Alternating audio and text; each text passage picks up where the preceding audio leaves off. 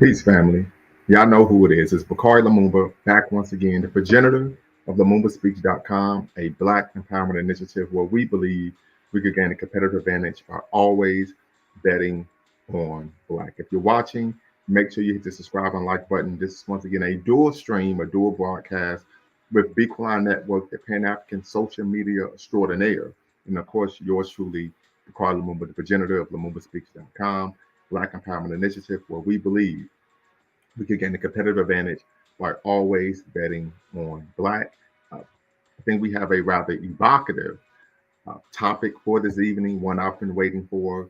I've reached out to a number of individuals, different organizations, and my hope, my desire is that they'll be to come on and we have a great conversation.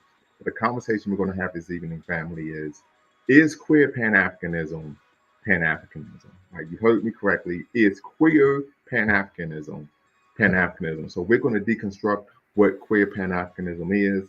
Um, we're going to tap in, as you all know, I've done some shows with some other brothers, particularly Search for Uhuru, Brother Dynasty Mir, and we had a conversation about what Pan-Africanism is. So I don't think we need to rehash that conversation.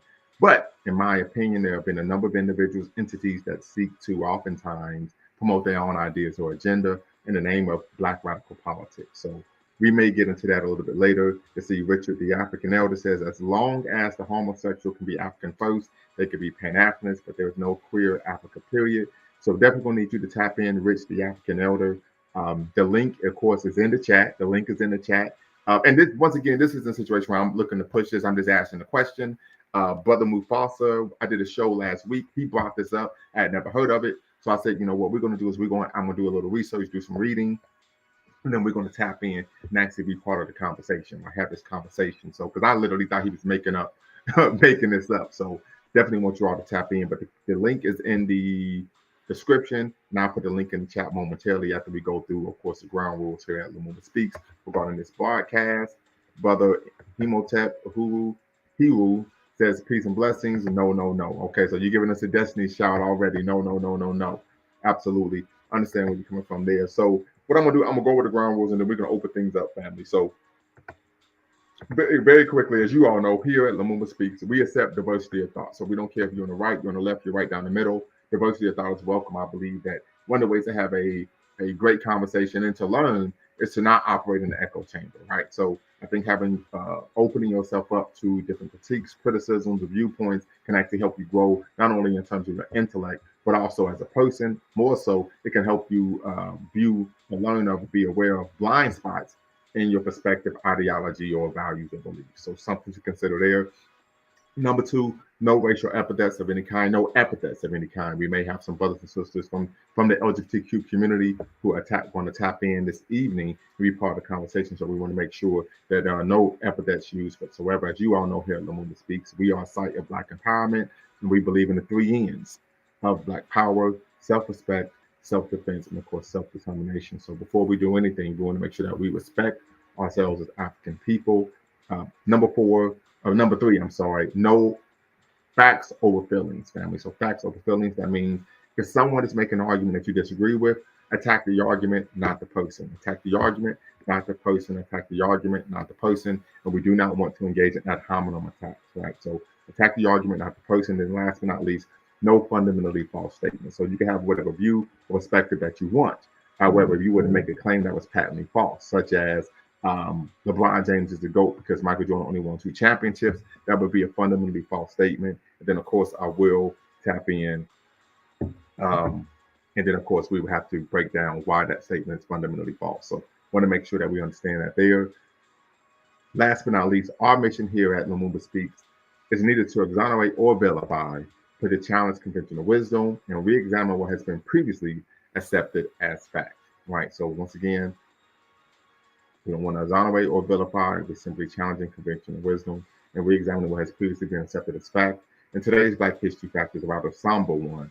As 56 years ago on this day, we're talking about April 9th, 1968, Dr. King's funeral was held. We know he was assassinated by a sniper's bullet on April 4th, 1968 in Memphis, Tennessee. There was a public service held at Morehouse College in the AU in Atlanta. Then there was a private service held for the family and close friends of Dr. King at Ebenezer Baptist Church. So 56 years ago today, family, Dr. King's funeral was held.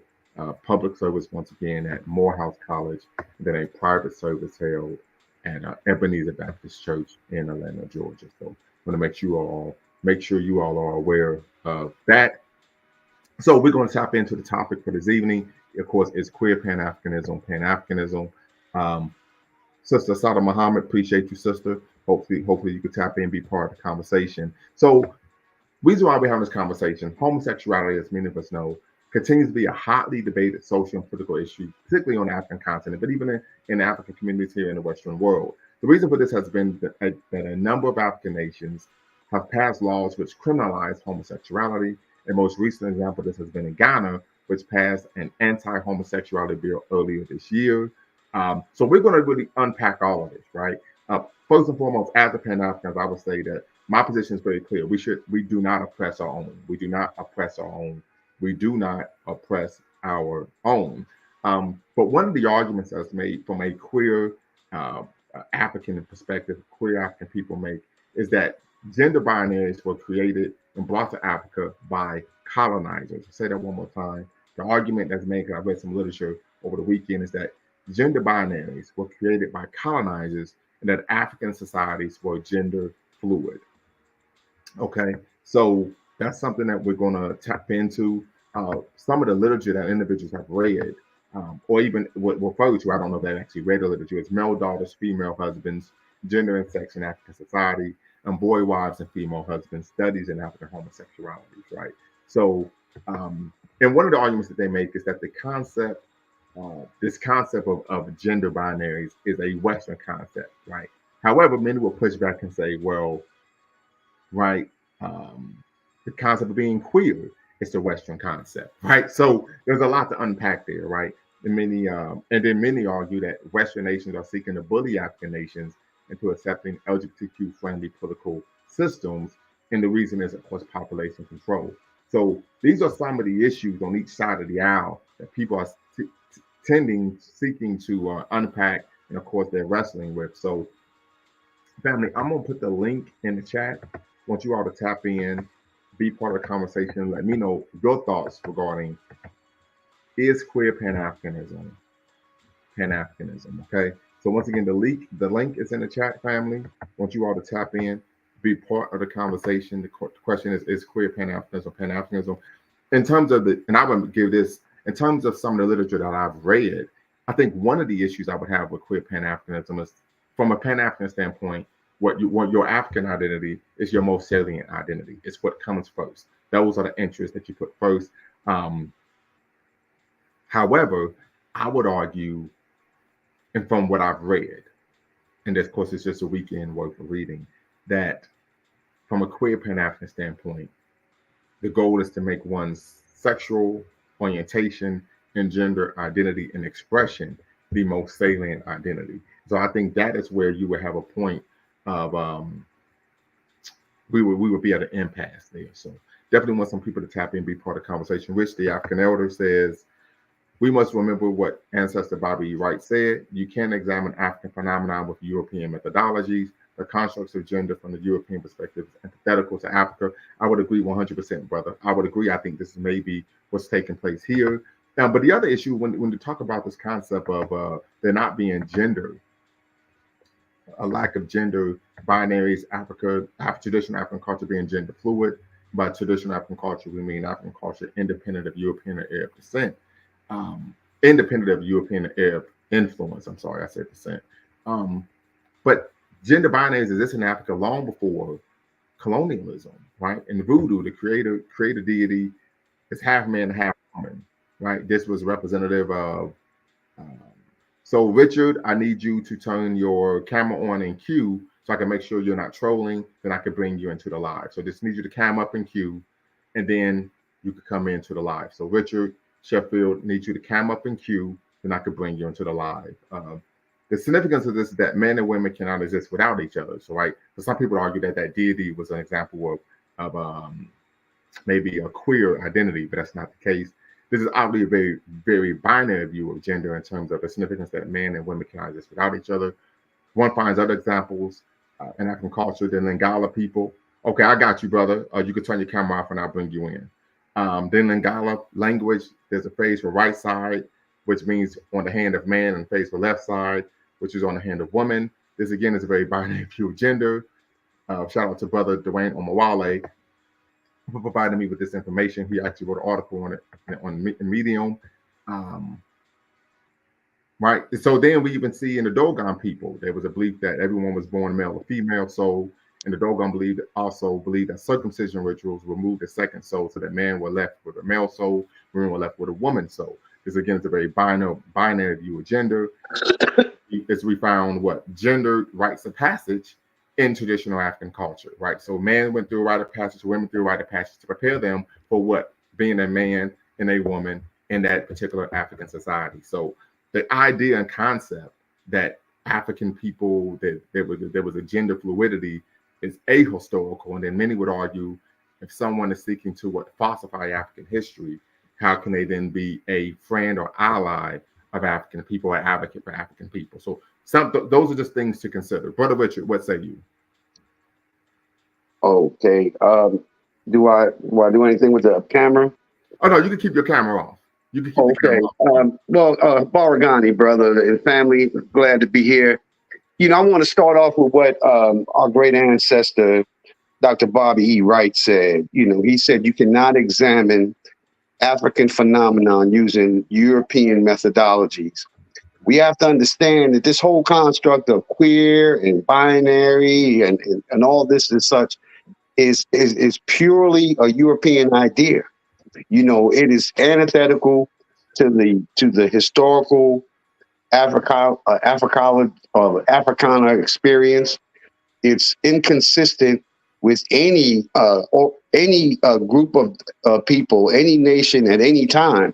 However, homosexuality did exist, but the whole concept of queerism is something rather recent, and we have to be able to separate.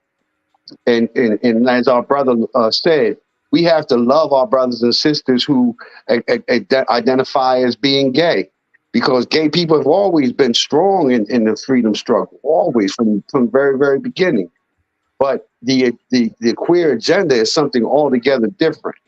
So I just hope that we can understand that we have to establish, as we take on this conversation, we must establish African definitions.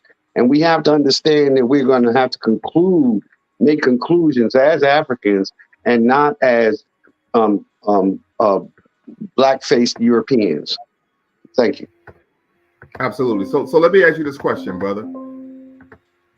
Let me ask.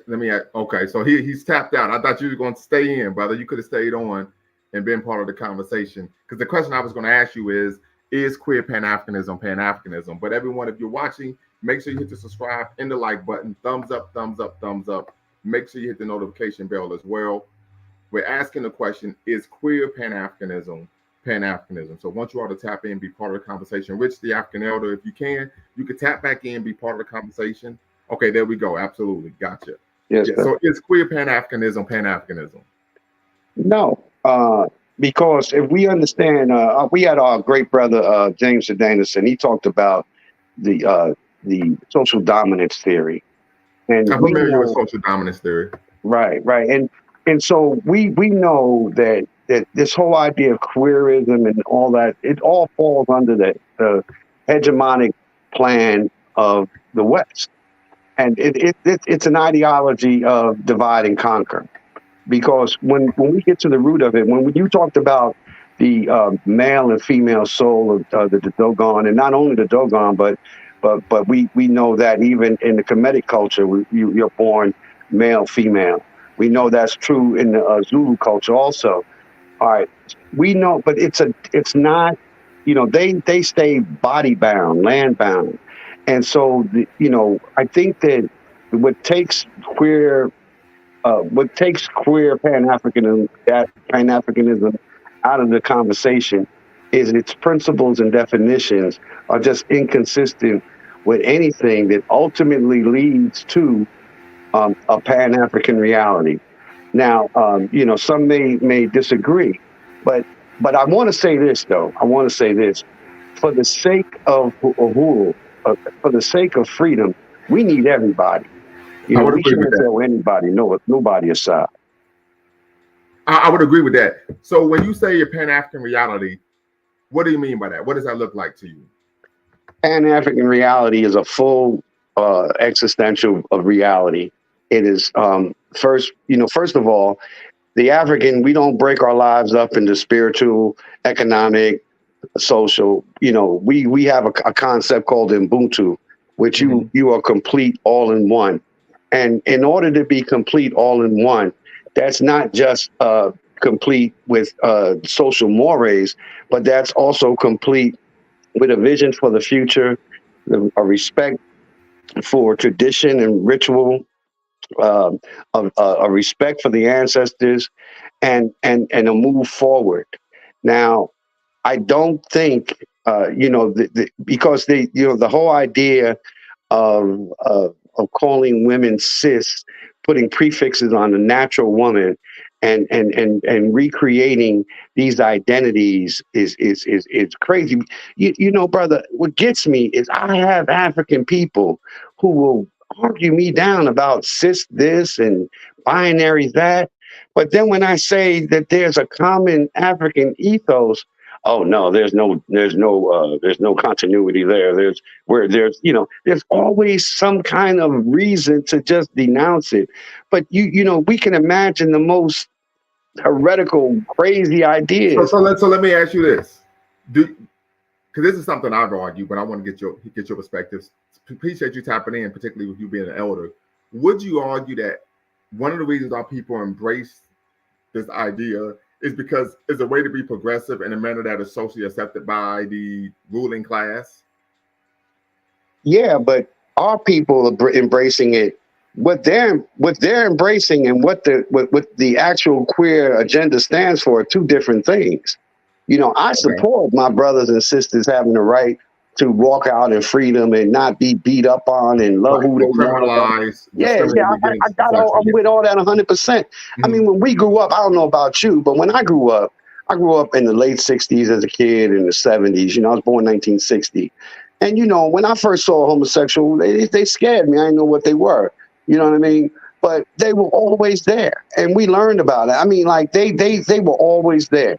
They always had their lifestyle. Now, to be more socially acceptable is a good thing, but the LGBTQ agenda is a whole nother agenda. And when you look at what it's doing to black men and black women specifically, I'm going to give you one example. Okay. In 1990, it was 1990 or 1989, my wife and I wanted to adopt children. She couldn't have children. We tried and tried, couldn't have them. So we had an adoption lady come in. We was in Delaware. And this lady, she went through the thing, told us, the how to's and what fors. And she said, she said, Mr. and Mrs. Sheffield, I got to be honest with you. This is what she said to us. She said, two gay white men have a better chance of adopting a black child than y'all do.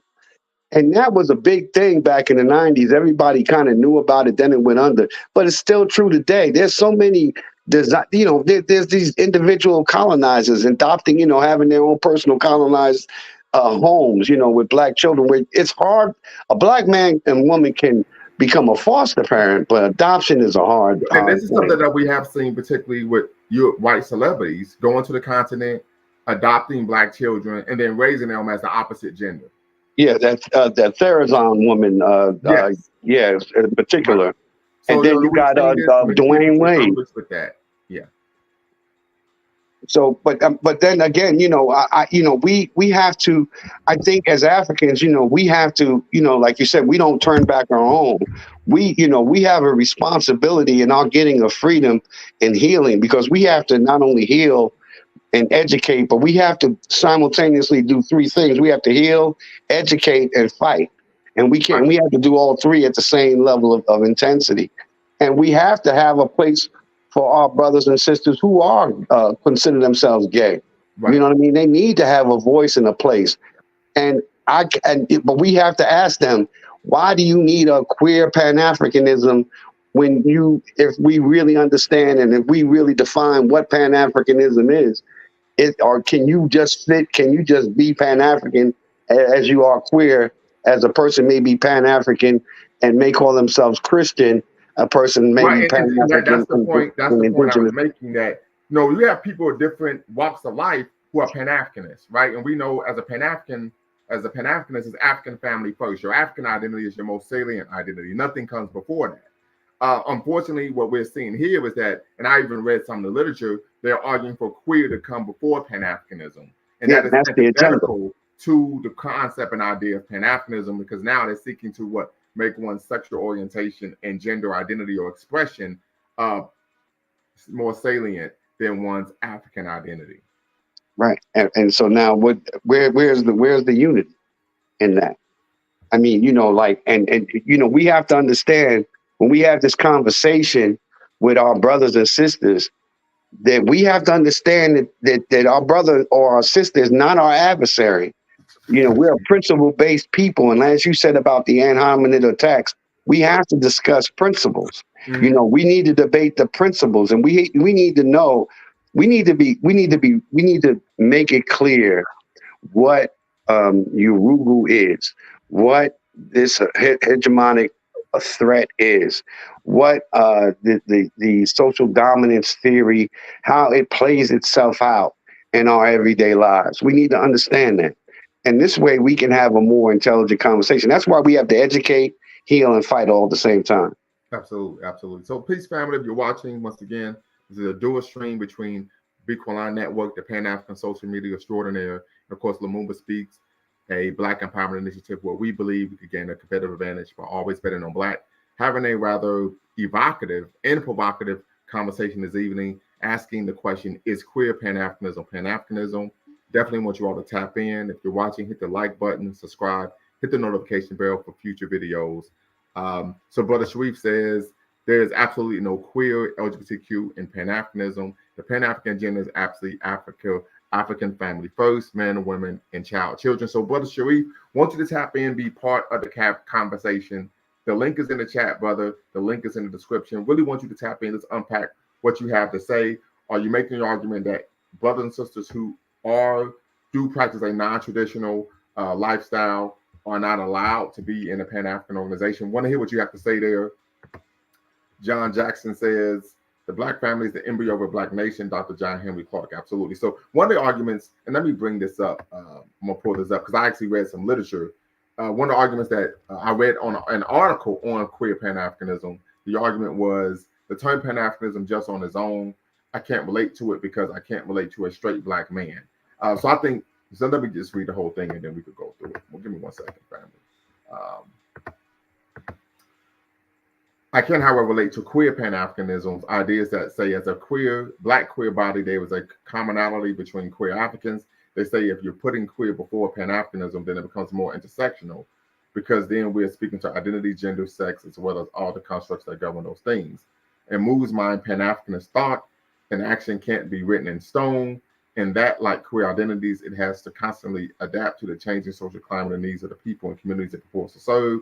All the people, however, in their experience, older generations tend to have a fixed idea of what is and isn't African, and therefore the priorities of the Pan-African movement, which has been criticized for at best playing lip service to the specific needs of queer Africans, needs to be critiqued and, of course, updated. So I think one of the things we have to look at here is the concept and idea that Pan-Africanism is about relating to straight Black men. We also understand that there were straight Black women who were Pan-Africanists. Amy Ashwood Garvey, Mary Church Terrell, Yah Santara, Queen Mother Moore, Queen Nanny and the Maroons, so on and so forth. The beat goes on. So I think that in itself is a disingenuous argument. But once again, I think the issue here, and of course, we're not advocating for the criminalization, dehumanization, or discrimination of brothers and sisters who are LGBTQ.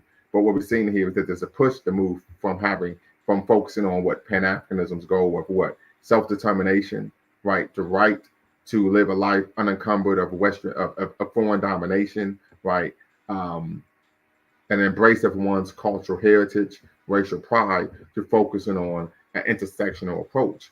I can understand that many would argue maybe that's old-fashioned, However, those goals still haven't been met to this day, right? And so there's a focus and push somewhere else. And so one of the questions we have, excuse me, and I actually agree with the elder when he says we need all hands on deck. But one of the issues that we have is the focus and goals. Typically, when I've been in community with those individuals, if they come to an organization, isn't on Pan-Africanist goals, is on LGBTQ goals. So that's something we can unpack as well. Let's see, Gentle Killer ain't no Pan-African. So listen, Gentle Killer, I understand your position, but we're not going to use ad hominem. So we will have an intelligent conversation this evening. You could tap in, be part of the conversation, or you could speak in the chat. But we want to have an intelligent conversation. No ad hominems, no epithets of any kind. So we're not going to use that type of language here on the show. We want to have a respectful conversation. I actually put a flyer out to some brothers and sisters in that community, in the LGBTQ community, queer community. Hopefully they can tap in and be part of the conversation. But once again, this is something I think we need to unpack. Shout out to Brother Shabazz, Brother Mufasa, for even making me aware that there was a concept, an idea known as Queer Pan-Africanism, because I had never heard of it before, and I actually told him he was making something up, but that wasn't the case whatsoever. So once again, if you're watching, family, make sure you hit the subscribe and like button, as well as the notification bell. You're watching Bequaline Network, the Pan-African Social Media Extraordinaire, and Lumumba Speaks, Black Empowerment Initiative, where we believe we can gain a competitive advantage by always betting on Black. Tap in. The link is in the chat. The link is in the description. I want to hear what you all have to say. Hopefully, we can get some brothers and sisters from the community to tap in and be part of the conversation. But I think one of the major issues is that there's a shift towards an intersectional approach to activism rather than a Pan-African approach, which was seeking to promote the political, social, and economic empowerment and liberation of African people from foreign domination and advocacy for self-governance, right, or the right to self-determination. And so that is a conversation to have, because I would argue one may be incongruent with the other, right? I would even argue it actually is, right? You just want to make it plain because the focus is not the same. So tap in, family. The link is in the chat. The link is in the description. Once again, looking for some brothers and sisters in the LGBTQ community to tap in, the queer community to tap in and be part of this conversation regarding is queer Pan-Africanism. Keyword is queer Pan-Africanism. Pan-Africanism. Once again, brother Mufasa was the one who put me on game to this concept, so I did some reading over the weekend to prep for tonight's show. Also, want to give a shout out to everyone. I'm quite sure everyone enjoyed the solar eclipse. If you're here in the northern or the Western Hemisphere in North America, I'm quite sure you all enjoyed that. Great experience. It came through Columbus, Ohio, 3:12 p.m. We reached totality, as they said it on NASA. But great experience. I'm glad I got to experience that. But once again, family, tap in. The link is in the chat. The link is in the description. We're seeking to have a conversation regarding is queer Pan-Africanism. Is queer Pan-Africanism Pan-Africanism? Also, you can use a pseudonym, right? And you can cam up. So if you feel that maybe your perspective, your position is problematic, right? It may not be accepted by many. Then this is something, of course, that we can unpack. So let's see here. Peace and blessings, fam. Just like the interracial dating merit sing softly genocides our race, so too does the promotion of unconventional non-reproductive relationships. Understood. Tap in, be part of the conversation. I want to hear what you have to say further regarding that issue. As I stated before at the beginning of the show, some have argued that Western nations are pushing this, really trying to bully African nations to accept a LGBTQ-friendly agenda government because they're seeking to engage in some form of population control. The other issue is that African culture traditionally, although it viewed homosexuality as something that was as a pejorative behavior, but it was very what's the word I want to use? Tolerant in terms of individuals that engage in that behavior were not criminalized, discriminated against, or assaulted, right? Victims of assault. So tap in, be part of the conversation. You're watching a dual stream between Bequaline Network, the Pan-African Social Media Extraordinaire, and of course, Lumumba Speaks, a Black Empowerment Initiative where we believe we could gain a competitive advantage by always, keyword always, betting on Black. So I want to hear what you all have to say. Once again, you can cam up, you can use a pseudonym if you want to tap in, be part of the conversation, and maintain your anonymity. I understand many people would say, hey, this is a controversial topic. I don't want people to think that I'm homophobic or transphobic. Completely understandable. That's why we're going to make sure that all the language that we use this evening is above board, right? It's going to be above board. We're not going to allow for any untoward behavior of any kind or language of any kind. That's just a norm here on my platform anyway.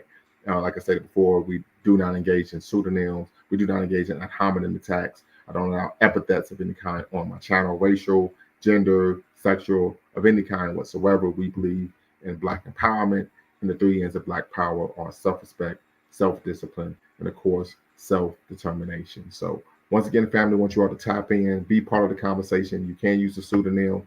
IBFA want you to tap in, share what you have to say. Alexis Paula, Rich the African Elder, you could come back. Sister Sada, good evening. Hopefully you could tap in as well, sister, give your perspective. Love to hear what you have to say. Emo Tap, want to hear from you as well, brother. And of course, brother Sharif, right? You're a frequent commenter, but you've never tapped in. At least I don't recall. So tap in, be part of the conversation. All right. Tap in and be part of the conversation. I would appreciate you as well. Do you think denying Black LGBTQ people contradicts the idea of Pan-Africanism? So I want you to tap in, Alexis. Tap in.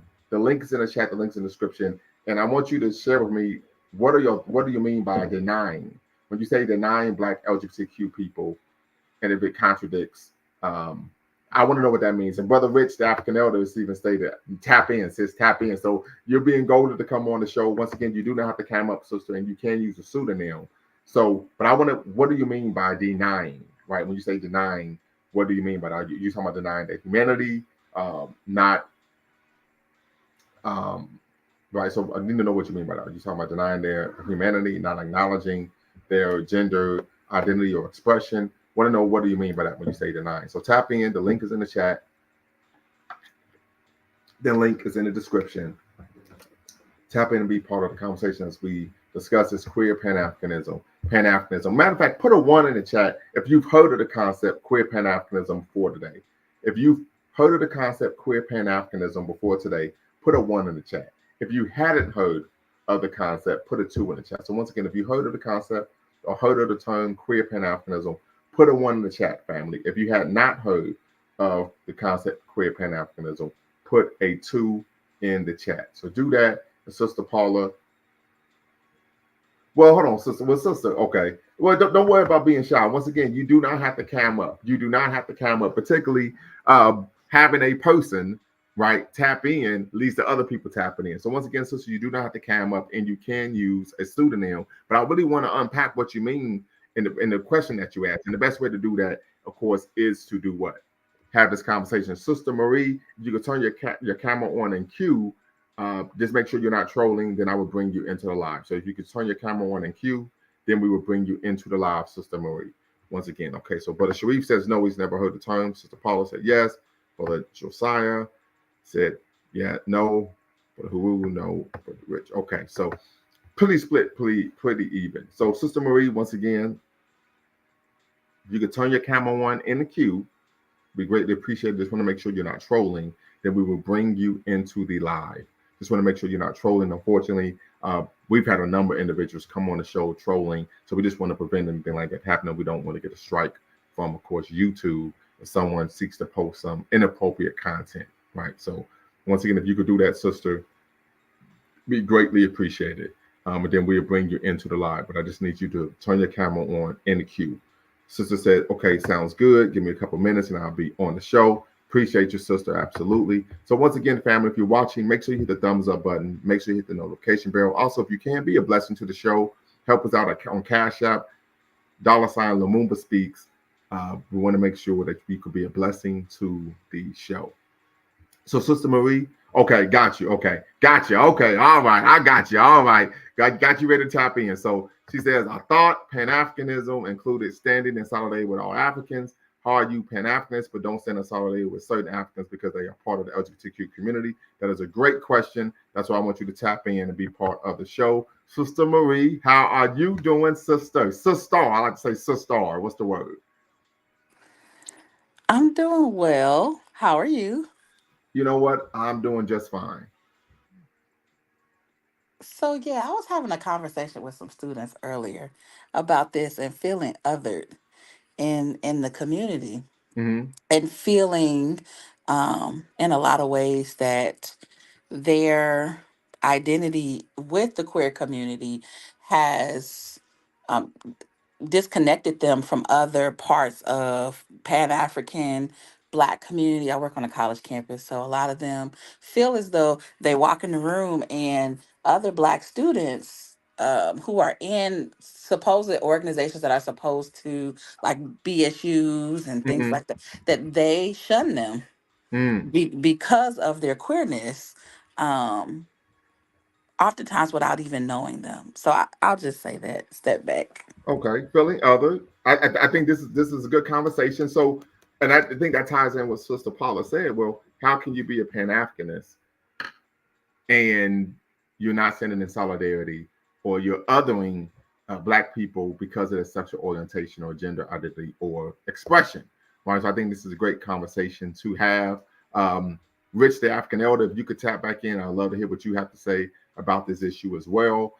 This is something I, of course, have seen. I remember I had a student once share with me that one of the issues they had with the Black Student Union was that it was, let's make sure I get the term correctly, heteronormative. Heteronormative was the term that the student used, and that as a result, they felt unwelcome or out of place in that space.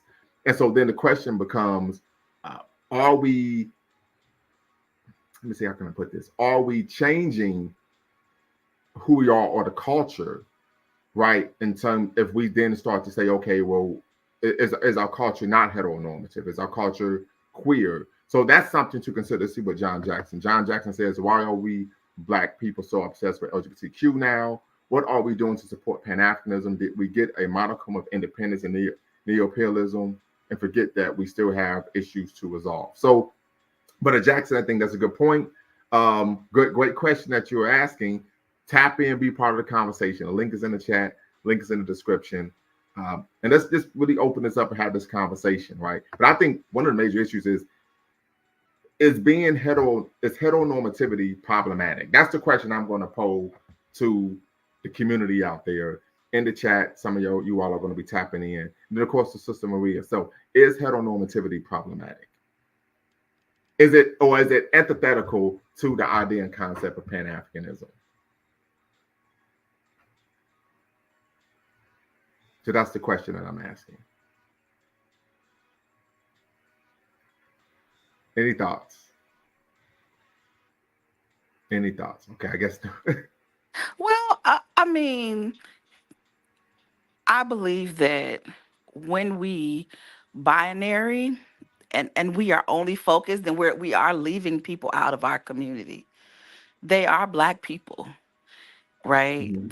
These are people who they are our people, Mhm. and so if we're looking at it in a gender perspective, then we are leaving some folks behind.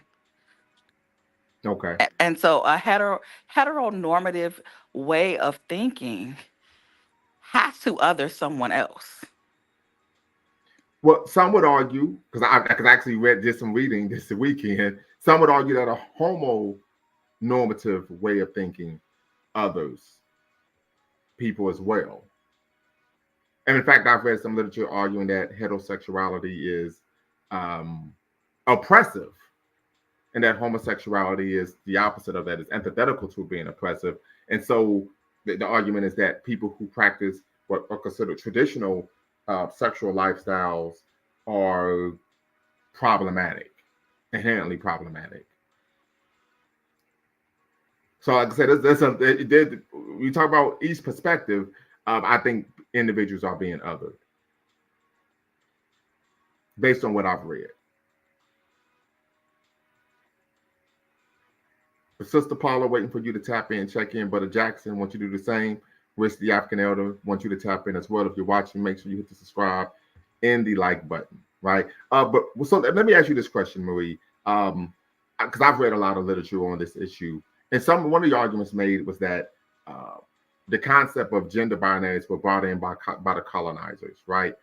However, that is something that is ahistorical, right? So the question many would have is, we bring people into the movement, right? The ideology and the movement, but they're falsifying African history. Can you be an advocate for your community when you're seeking to what? Falsify one's history? That's a good question. I would say no. I Hmm. mean, well, I mean, because here's the thing: some would argue that that's okay. I'm gonna let you ask the question. I'm gonna let you ask no, the no, no, question. no. I want to hear your here's the thing. No, because some people would argue, okay, then that in itself is othering, and then you say, then people would say, well, that's your perspective of history, right? I mean, so I just think there's a rabbit hole you could go down, right, to where any type of standards could be considered oppressive. So, for example, most Pan-Africanist organizations, one standard is that you can engage in criminal activity. Some would argue that that's oppressive to people who are what? Engaging in criminal activity because they have to find a way to what? Make a living. Even though we know oftentimes being engaged in a criminal activity, whether it be serious crimes or even petty crimes, as was a way of ensnaring people in a cultural state to use them against revolutionary movements and this was what was known as COINTELPRO. So there's like a lot to unpack there. And it's like, okay, do we have to have some standards, and there are standards that we're gonna have to stand on, right? So it just, I think it's a messy situation to say the least. It's certainly a messy situation. I think of though when I think of Pan Africanism, I think of solidarity. I think of us as a people moving forward. But people's identity is more expansive than I think Pan Africanism has accounted for. I will say, and I and would and agree we with that. and we see that. I think that that is the narrative, that is the concern when we talk about leaving some folks out of those conversations, because I mean, particularly when we talk about needing solidarity, then we need to have conversations with other folks about not only their identities, but what does that look like in community, just Hmm. for understanding sakes, first of all, so that we can understand one another. And then when we can have a mutual understanding. And I heard one sister say that, you know, as a community, we need to have shared values. Hmm. And once we can agree upon some shared values, then we can begin to move forward in solidarity. Part of the issue is that we don't have, that we can really agree upon a Right. shared value system. And many would argue that the lack of a shared value system is a result of African people adopting alien value systems. Many would argue what? Abrahamic religious beliefs, um, ideologies that are antithetical to our existence. So many would argue that is one of the reasons why. Because, traditionally we are communalistic people. We value family, accountability, right? We talk about traditional African culture. Once again, for those who are just tapping in, traditional African culture, we define it as African culture independent of European and Arab influence. Everyone is held accountable. The men hold the man accountable. The women hold the women accountable, right? And so many would argue that is one of the reasons why we aren't able to have a set of community values. But then the argument is made that one of the ways that we are able to do so is by tapping back into the best of our traditional culture. This concept of Sankofa, this concept of being African-centered, as Malefa K. Asante talks about in his 1980 seminal text, Afrocentrism, right? So these are some ideas that, of course, have been made in the academy and in the community to seek to what? Restore the African mind culturally, ideologically, spiritually, and, of course, even intellectually. So, but okay, you said you're on the job, so you want me to tap in. Understood. Sister Paula, still waiting on you, sister. Still waiting on you. Want you to tap in, absolutely. Rich, the African elder, if you're still there, we'd love for you to tap back in as well. Then we're having a great conversation this evening.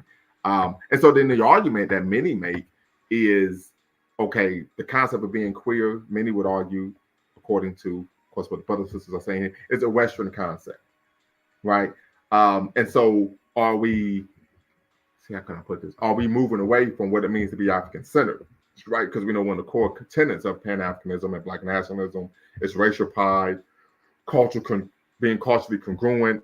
So that's an argument that many people are making as well. I would argue that, of course, we should not oppress our own, and that individuals who practice what are considered non-traditional lifestyles should not be criminalized, oppressed, or physically assaulted. And of course, we're seeing that a lot on the African continent. And I think that's where this is coming from, is that individuals are unable to live their lives unencumbered from, of course, political oppression. And I think that's the major issue here. I would agree. And I guess the question that I would have, because I believe one of the comments I read was like, you- about like men and women. The question is why do we have to? Why is that is I would say that I would agree that that is a European standard where we have to classify and categorize people so that then we can other them for whatever political oppressive means and measures. The question is how would a world of a Pan-African world look when we didn't even consider that? We just considered who we were Mm-hmm. as an African people and move forward using those tenets. Okay. Very good. Mr. Sandman says women's rights and LGBTQ rights have been riding the coattails of the civil rights movement since the 1960s. Okay, Mr. Sandman, you're a regular contributor. I want you to tap in and just unpack the argument that you're making. I'm gonna ask the why. I'm gonna ask for examples. You guys always do. You got to give me some examples to substantiate the claim that you're making. But look forward to hearing from you as well. So one of the things that I would argue is that um, in terms of a gender binary, identifying people, that was something that was done in traditional African culture, and that people were othered for various reasons, right? But of course, that was not, and from a Pan-Africanist frame of reference, it was before African people even viewed themselves as singly African, right? Individuals are define themselves based on the ethnic group or nationality. But I mean, it's something to consider, But I also think that in reality, you're never going to be able to accept everybody, right? I remember I was somewhere, or somebody was like, "But I'm not better than anyone." I said, "I'm better than a whole lot of people: criminals, child abusers, pedophiles. So I'm better than a whole lot of people, right?" And so I said, I can't get with you there, right? There are certain behaviors that for me are just are no go, right? So, and then we know traditionally in our culture, when people engaged in socially deviant behavior, they were excommunicated. That was a reality. That was a form of criminal punishment. People were excommunicated. A good example of that we could find in Chinua Achebe's book, Things Fall Apart. So, something to consider as well. Something to consider. But Mr. Sayman, looking forward to hearing from you. And Sister Paula, you stated if we got a panel, you was going to tap in. So I'm looking forward to hearing from you. And of course, us really opening that conversation you had regarding if you don't stand in solidarity, right? And one of the questions, one of the arguments people have made, like I said, I did a lot of reading this weekend, is many people argue that the goals of the queer community or the LGBTQ community aren't the same as aren't aligned with the political agenda of Black radical organizations, right? Seeking a redress from, of course, foreign domination, neocolonialism, so on and so forth, economic exploitation, et cetera, et cetera.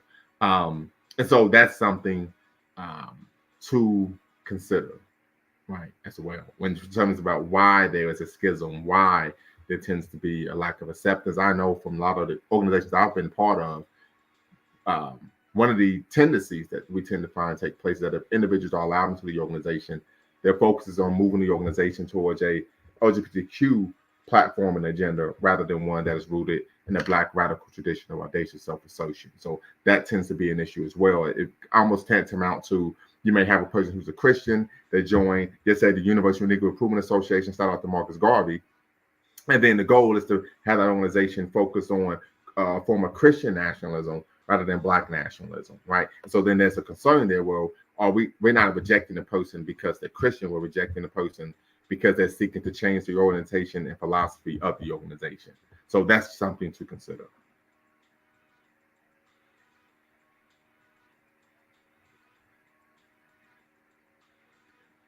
Any thoughts?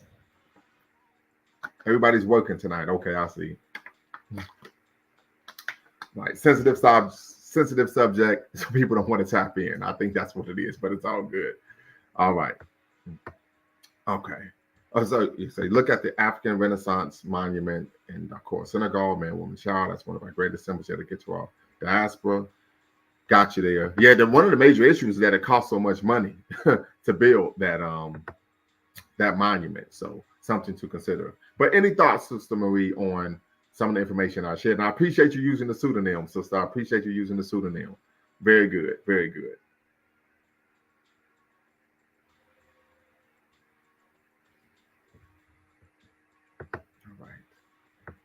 So peace, family. If you're watching, make sure you tap in. This is a dual stream between Bequalon Network, the Pan-African Social Media Extraordinaire, and of course, Lumumba Speaks, the Black Empowerment Initiative, where we believe we're getting a competitive advantage by always betting on Black. But as Sharif says, currently the Joe Biden and Kamala Harris administration made several attempts to force LGBTQ agenda on Black Africa, West, East, Central, Southern Africa. So let me ask you this question, Sharif. Who are you voting for in the upcoming election, right? Just a question I have. Just piqued my interest based on the comments you made. So I want to hear what is your perspective on that? Do you think that's a Democrat issue, Republican issue? What are your thoughts? And the reason I'm asking this question because many people argue, well, I'm going to vote Republican because Republicans are for repressive policies against the LGBTQ community. We tend to find they're very repressive against us as well, particularly in terms of banning books, DEI, so on and so forth. So you say lazy scholar DEI is still considered something only white folks should consider. So I need you to tap in because I don't know what you mean by that. I don't know what you mean by DEI is something only white folks should consider. So lazy scholar, tap in. You're already using a pseudonym. You do not have to turn your camera on. But I really want to unpack and really understand what do you mean by I that. would like to know and unpack that too. Yeah, I want to hear I need to that. know. I need to know something every government and organization should consider. Okay. But yeah, tap in. And let's just really get an understanding of what you're trying to say, because sometimes, you're not able to do that by just reading comments. So please tap in. The link is in the chat. I'll put the link in the chat again. And the link is in the description. So I definitely want to hear what you have to say about that. But the Sharif says, I'm not sure who I'm voting for yet. However, I already know that I'm not voting for Joe Biden and Kamala Harris for sure. LMA, I think Pan-African should be heteronormative. That said, it should not harm other orientations. Okay, LMA sounds like LMA to me, but LMA, tap in, tell us your why. What is the why do you think Pan-Africanism should be heteronormative, right? DEI based on race is one thing, but it's given a white supremacist, non-white minority narrative. Okay, so I think I get where you're coming here, right? We talked about the 14th Amendment, what gave African-American citizenship. I believe that's the one that gave African-American citizenship. I think the 15th Amendment gave us the right to vote. And so as a result, it shifted from African Americans to minorities. And then as a result, everyone else was able to benefit from something that was supposed to be a set aside for African Americans. So I think that's where you're going there. And that in doing so, you're arguing that is something that's promoting white hegemony. So gotcha. We used to term white hegemony here, white and white supremacy. I don't think white people are superior regarding anything. So we use the term white hegemony. Africans and other non-white groups can perpetuate the same anti-minority actions. So yeah, we definitely need you to tap in. Definitely need you to tap in. I need you to tap in and be part of the conversation when you say Africans, because we're Africans here in America. So are you saying continental Africans? Because and here's the thing, we find this even in our own community as African Americans, individuals are anti-minority programs. All right. I think the Lieutenant Governor of North Carolina, he is running for governor. And he made a video talking about reparations, in which he stated that African Americans should pay reparations to America because they brought us over here, civilized us, and taught us Christianity. So something to consider, right? Something to consider. Sister Marie, No. any thoughts on that? Is that something to consider, or is that This is, crazy? this is what he said. Absolutely In fact, asinine. your And boy Trump said that I think Mark Robinson is his name. The lieutenant governor was a greater African American than Dr. King. you know what? I disrespectfully disagree. On Literally, right? Literally. literally, because that sounds like some Haiti France stuff. Nobody about to sit up here and pay y'all for. You know what? I'm not gonna be angry on that one. I will say this. Part of the issue when we embrace these like heteronormative type of policies and politics, for some reason we just take it too far. So even as we are sending groups of students to places like Ghana, we have students who are afraid to go, right? Mhm. And Right. you should That's not so true. go to places that you're afraid. And Afraid they're to go. Yeah, which is afraid. reality. You get locked up. That's a reality. Well, they're afraid because even if you're at this point, particular point for what I've read, even if you know that somebody is in the LGBT community, you can be face some sort of penalty. That's a Right. problem. We Right. should not be advocating for policies in any way that would harm people based on sexual orientation. Now, that doesn't mean you have to like be all in agreement with it, but Right. also African people should not be harmed. Right. And that's the argument I made when we talked about traditional African culture was tolerant. People weren't criminalized, harmed, discriminated against, even though it wasn't considered normal behavior, it wasn't socially acceptable behavior. So just, I mean, something to consider there. So yeah, the link is in the chat, Lazy Scholar. The link is in the chat. Anti-gay is the most common way we as Blacks can perpetuate in-group discrimination by signaling heteronormative standards that just happen to align with our racial oppressors. So I understand where you're coming in, but I think it's a slippery slope when you say align with our racial oppressors, because there are things that we have in common with our racial oppressors that are just commonalities, right? In terms of the African culture being patriarchal, right? That's the reality. Right, so Lazy Scholar, I just need you to turn your camera on and cue. Okay, you can turn the camera off and then I'll bring you on. Very good. So just some things to consider there, but I understand what you're talking about in terms of the oppressive law. So yes, you can turn your camera off, Lazy Scholar. You can turn the camera off. LMA, I need you to cam up and cue. Then you can turn your camera off. Okay, very good. You can turn your camera off, then we'll bring you in. All right, very good. Now we're going to have a conversation. We'll start with Lazy Scholar. Go right ahead.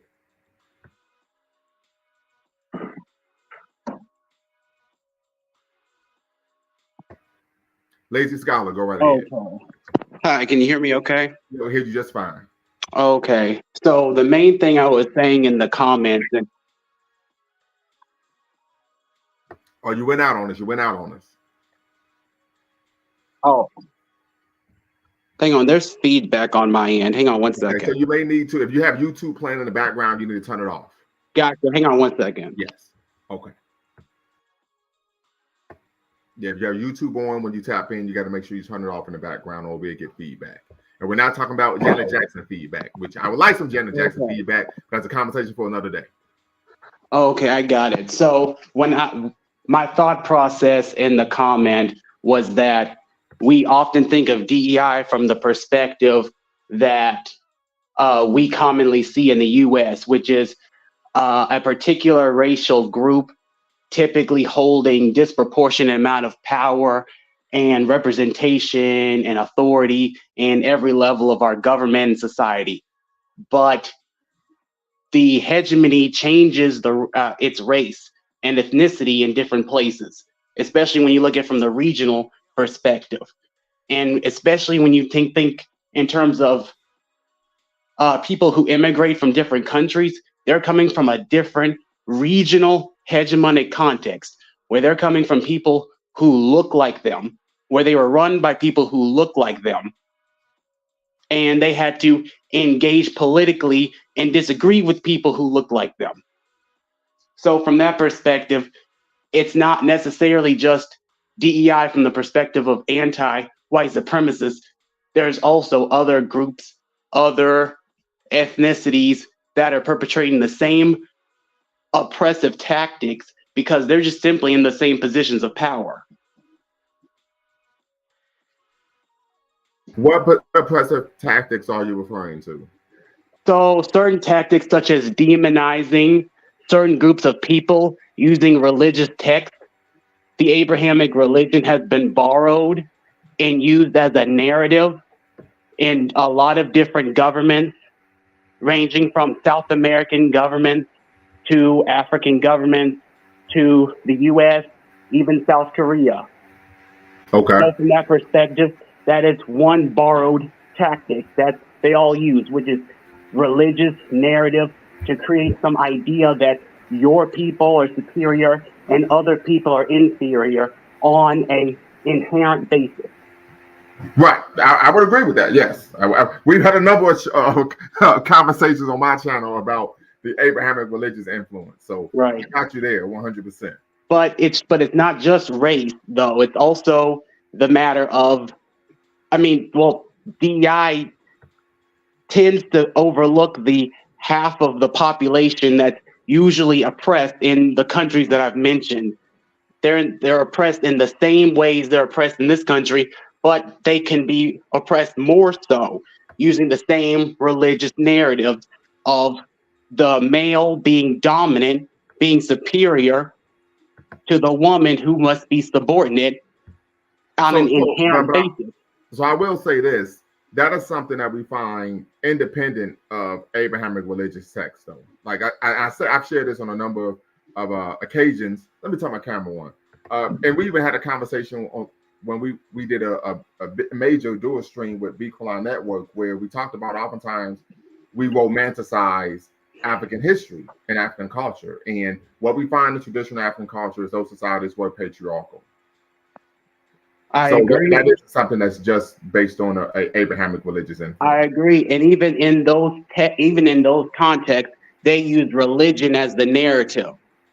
They had an African, they had a god king. Hold on, very quickly. I've read a lot of literature on traditional African culture, and there's a lot of literature that talks about,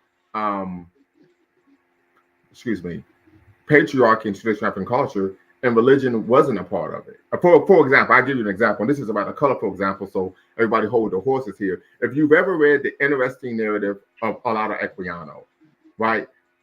He talks about growing up in Igbo land, Eastern Nigeria. And he talked about the laws and the customs in Igbo land. He talked about in Igbo land, if a man was to engage in adultery, cheat on his wife, there was no penalty in society. But if the woman cheated on his wife, the penalty was what? Death. And that wasn't based on religion. It's just the laws that the man made. So I just think it's important that we do not paint with a broad brush when we talk about these, when we talk about these issues. Again, I agree. This is again a example of how narratives paint the picture of who's in charge and who's not in charge, who's superior and who's not superior. And religion is an example of how we can see different regions make sense out of who they are going to consider worthy and not worthy in positions of power. Gotcha.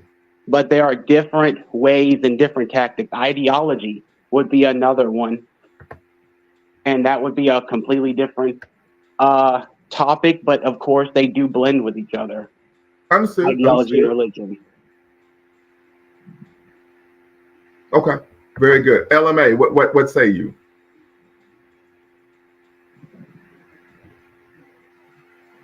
You go right ahead.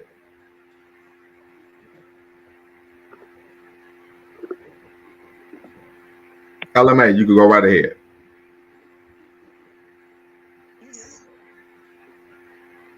Okay, you just muted yourself, so I need you to turn your camera. Okay. Can you hear me now? Yes, we can hear you just fine.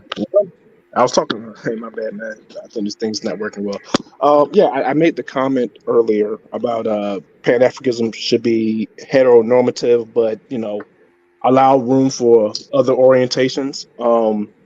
I just think that for any society, especially when it comes to homosexuality, for one, I think that these other orientations are a minority. I mean, I'm not saying that minorities don't have rights, but I'm just saying that they're a minority, and there's only one sexual orientation that actually bring forth children, right? So, I mean, like I said, you can have two dudes, they can go at it for, days on end, but all it takes is, one time between a man and a woman, and then that woman can give birth. Um, and so for me, and I think that when you have, especially now that, in modern times, we have this, what they call it, the gender wars or whatever. And I think that in order to have strong, in order to have strong, nations, you need strong communities. In order to have strong communities, you need strong families. In order to have strong families, you need strong men and women coming together. Dealing with each other, loving each other, putting their resources together, bringing up children, and putting their minds together to raise those children. And so for me, it just needs to be, as from my, the way I look at it, I mean, what 99.999, you can take the nines as many as you want. Children are produced by heterosexual relationships. I mean, yeah, you may have a few. I think that one guy in China, cloned that one baby. So that's like number one out of how many, hundreds of billions of humans that were born. So to me, it needs to be, put it this way, if all of the homosexual and queer relationships were just, horrible, like constantly fighting, disruptive or whatever, one, they're a small a small percentage, but that's kind of like isolated to them, what I'm saying? But if heterosexual couples aren't getting along, that affects the community. I mean, one is, like I said, it's a larger portion because most people are heterosexual, and then but secondly, children. So whatever dysfunction comes from the heteronormative, I mean the heterosexual relationship, is going to be dispensed to the children. So that's why for me it's just that we need to build up our heterosexual, and like I said, we need some therapy. We need to look within and get the bigger picture. But that's just me. Okay, so I would say this as a retort. I think any relationship that is dysfunctional, it could be romantic, it could be familial, it could be platonic. If it's dysfunctional and unhealthy, that could have a negative. It could have an adverse effect on the on the community. Because that person could leave home, leave wherever they're at, and do harm to the community. Right. So I don't think it just. I mean, any relationship, homosexual, heterosexual, romantic, etc. I guess the point I was making, if it's unhealthy, it could cause harm to the community. Yes, but I think the point I was making was that, like say you have a heterosexual couple, saying since they're the only ones that can have children, their dysfunction will bleed over to children faster than, let's say, what I'm saying, because the only way, what is another way, but like the main way that, well, I don't mean to cut you off, but people who are heterosexual can adopt children. Say again? People who non-heterosexual people can adopt children. Right, that's what I'm saying. Yeah. They can adopt children, but okay, how did that child come up for adoption other than, let's say if the parents died, an unfortunate accident, but most of the time the heterosexual, they were dysfunctional, so that child ended up being up for adoption. So even, the homosexual relationships are, so, but for me, it's like, how do you define dysfunctional? Well, I mean, like a dysfunctional relationship. But you said you put the child up for adoption or dysfunctional. So I'm asking, how would you define dysfunction? Because I mean, people put children up for adoption for a multitude of reasons. I would say that, let's say, financial reasons, drug-related reasons, mostly economical drug-related issues. I guess that would be my two that come to mind right away. Okay. So, and I'm just asking questions, so don't take it personal. So when you say economic, so are you saying that the working poor are dysfunctional because they may not be able to afford? No, I didn't say that. Okay, I'm just asking the question. Lazy Scholar, I think you wanted to provide. I didn't imply that. No. I'll just, okay, put it this way. There's the working poor, and then there's like the poor, like the step below poor, where it's just like you have to really think about, okay, can I honestly, and I'm not talking about whether or not they should or they shouldn't, or their situation should be in, but I'm saying, like, if you're in a real life situation, and you make, you know, I'm talking about, you know, you're just scraping by, and now you have another mouth to feed. You know, it may be, you know, it may come across like, okay, maybe it'd be best just to get this, you know, put the child up for adoption, and maybe someone else who had better means can take care of the child. You know, so that was just two things that came off the top of my head.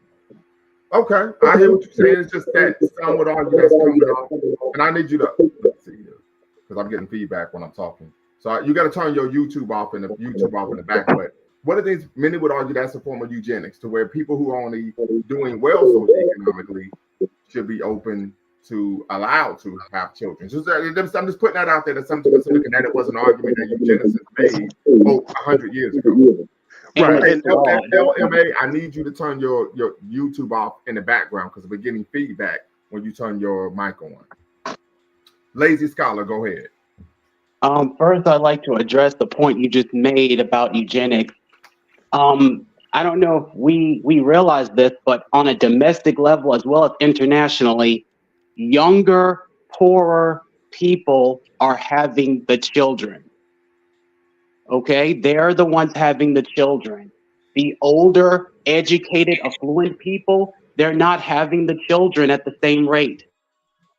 Okay, it's just the fact. We can't be elites and make decisions and run the world and make the research and do everything while also making children. That's why you're going to have a certain demographic having more children than others. So eugenics is flawed by design because we need people, and we need people of all kinds, and we can't just rely on the smartest or strongest having children, because we need diversity in order to address things like diseases, genetic disabilities, immune systems, politics, because the more we're interacting with one another, the more interdependent we're becoming. And I think that brings me to my next point when it comes to addressing not just the 99%, but addressing the 1% that is actually much bigger than you realize. Okay, there's a thing called the spiral of silence.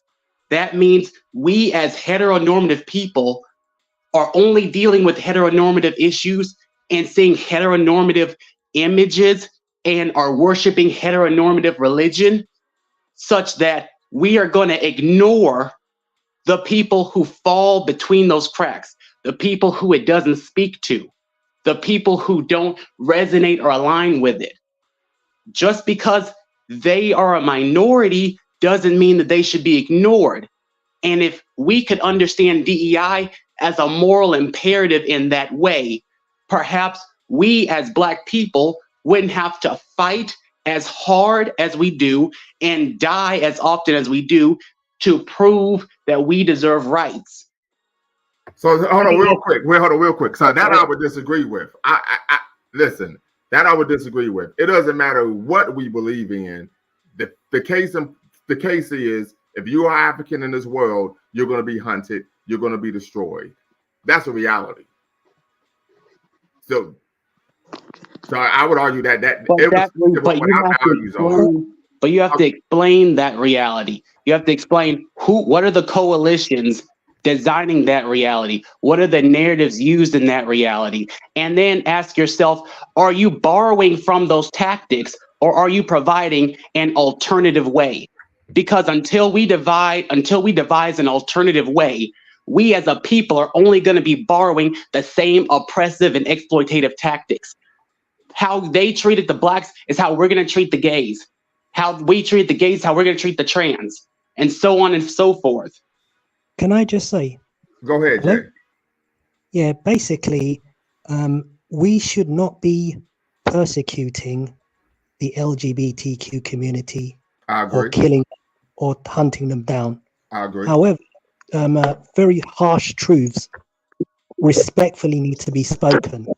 So the greatest resource that the African people ever had would be the people of Africa, the population of Africa. That population needs to grow, and its growth needs to be sustained. And the only physiological, biological way that can happen is through a heteronormative relationship. Now, basically, I mean, I'm looking at this from a pragmatic perspective and a religious perspective too. Because if you have and the ideal situation, as you may know, would be that a boy and a girl should live with their mom and their dad, their natural mother and father. One man should be the masculine, the masculine figure, the leader, the hunter, the gatherer. The woman should naturally assume a position, perhaps of, like, child rearing. And now that's just a traditional perspective. I think that'd be ideal for any people, whether African, Muslim, Christian, regardless of who they are. That would be the most ideal situation for them.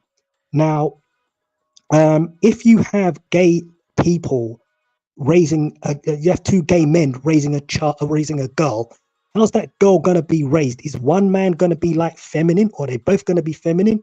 Or if you have a transgendered woman and a transgendered man raising children, how will they grow up? And who will be the natural biological father? See, these practical considerations need to be thought about deeply if Africa is to move forward. So, I mean, there are pragmatic questions to ask here. However, at the same time, when speaking brutal truth about the growth of the population, you can't, be killing people or hunting them down.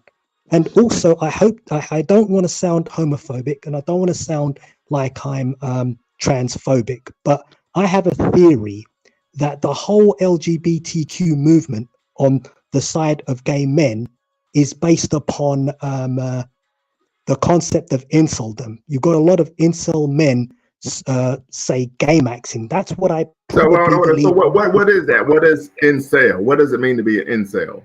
Oh, so in incel, it's those men who claim to be involuntarily celibate and they just can't get dates. And that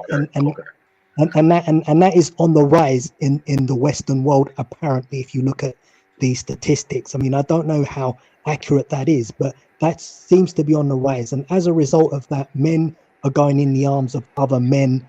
That could be an explanation as to why homosexuality is a phenomenon exists. Women, on the other hand, their standards for men is so high that they would rather, have intercourse with other women than have to, make intercourse with other men who don't meet their standards. They'd probably rather have intercourse with, like, a pet dog or something like that. So, this hold up. Wait. What did you just say? Yeah. I mean, you losing me now. So where did I lose you? You're moving. So are you? All right. Let me get this together here. Did you just make a connection between homosexuality and bestiality? No, not really. I'm not saying that the same. My apologies. What I mean is, women, nowadays prefer other women rather because I don't know how to explain this. The fact of the matter is women, their standards in men has grown through the roof. And women have a high level of intolerance towards dating men who are just not in the top 10%. And as a result, women are so disgusted in men, the average man, that they would rather have sex with a dog. They would rather have sex with other women than pursue an ordinary man. That's what tends to be going on. I don't know how. And as a result, this has given rise to, like, lesbianism. They would rather have sex with other women than have sex with men. So basically, the LGBTQ I don't think it's a natural phenomenon. I think it's sociological, it's environmental. That's what I believe is probably going on. I'm sorry if I've not made any sense, but that's my theory about why the LGBTQ community exists in the first place. Hey, Lumumba, can you hear me okay? I can hear you okay. So I know some people want to provide a retort to what Brother Jay had to say, so you all could go ahead. But once again, we want to make sure we're attacking the argument not the person, no ad hominems. Yeah, I was trying to speak. I think my microphone was messing up, but I think to Mr. J's assumption, I do think homosexuality is natural. It's not. It may be not common, or maybe considered rare in a sense, where it's not the common. But I do think that it's definitely it's a natural occurring thing. I think that homosexuals have been around us since since forever. So I don't think that it's or to put it this way, there's always going to be some percentage of the human population that's going to be homosexual. I don't think you can get around it. That's just me. Agreed. I want to make an earlier point. Sorry. My microphone was messing up when I mentioned that about economic reasons or whatever, and you're saying that I was making the eugenics argument, or I may have been tiptoeing around that. I wasn't trying to, but I was just trying to say, like, why someone would want to give their child up for adoption if they felt that they could not financially support themselves and the child, that they may think that it's more practical to give the child up for adoption. That's all I was trying to get at. Okay. I wasn't trying to say that poor people shouldn't have children. I was just saying. Okay, I got you. Brother Bawada, I want you to tap in. You need you to tap in.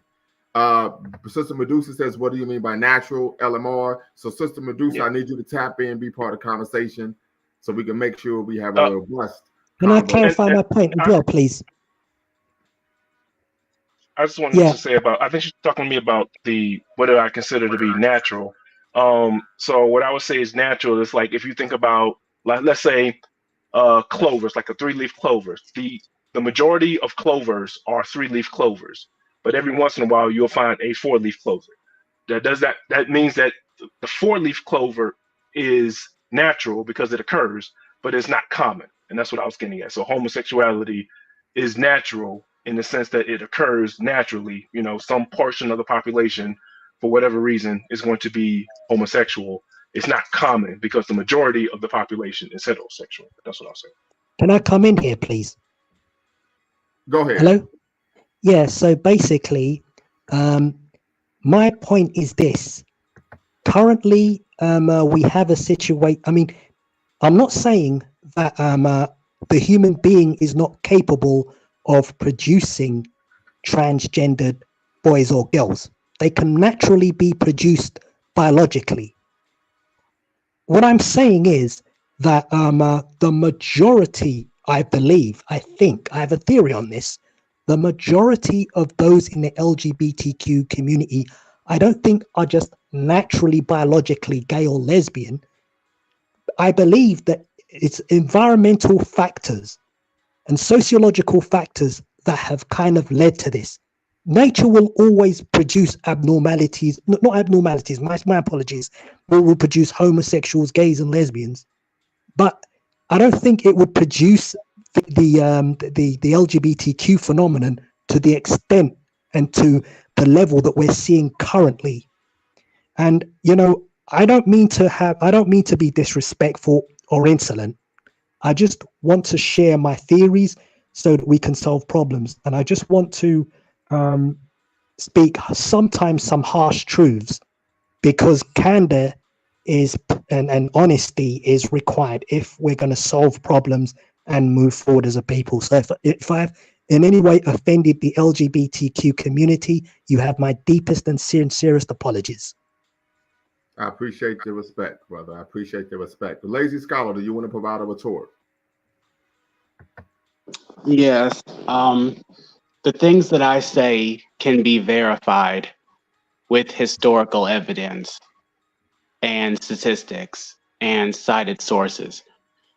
It's important that if you want to speak on a truth without demonizing an individual or a people, you should speak on the verified facts. And so far, a lot of what I've heard is what I would call rhetoric, which is the use of narrative symbolism, the use of straw man arguments, right? This idea that we should target a particular minority group simply because they are a minority group, not because they face they present an actual threat to the population. We aren't targeting homosexuality the way we should be targeting pedophilia. We conflate the two and say we are going to be addressing pedophilia. Hold on, Lazy Scott.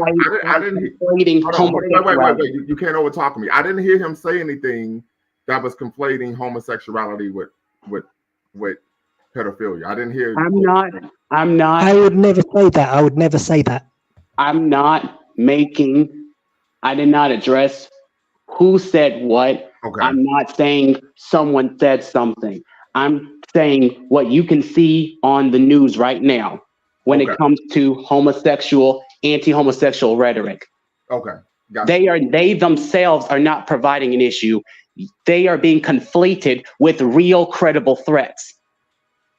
And I would agree with that, but what I want to say to that is we don't control the news. So we want to focus on what we are saying and what we are doing in the African community, not what the power structure is saying on the news network.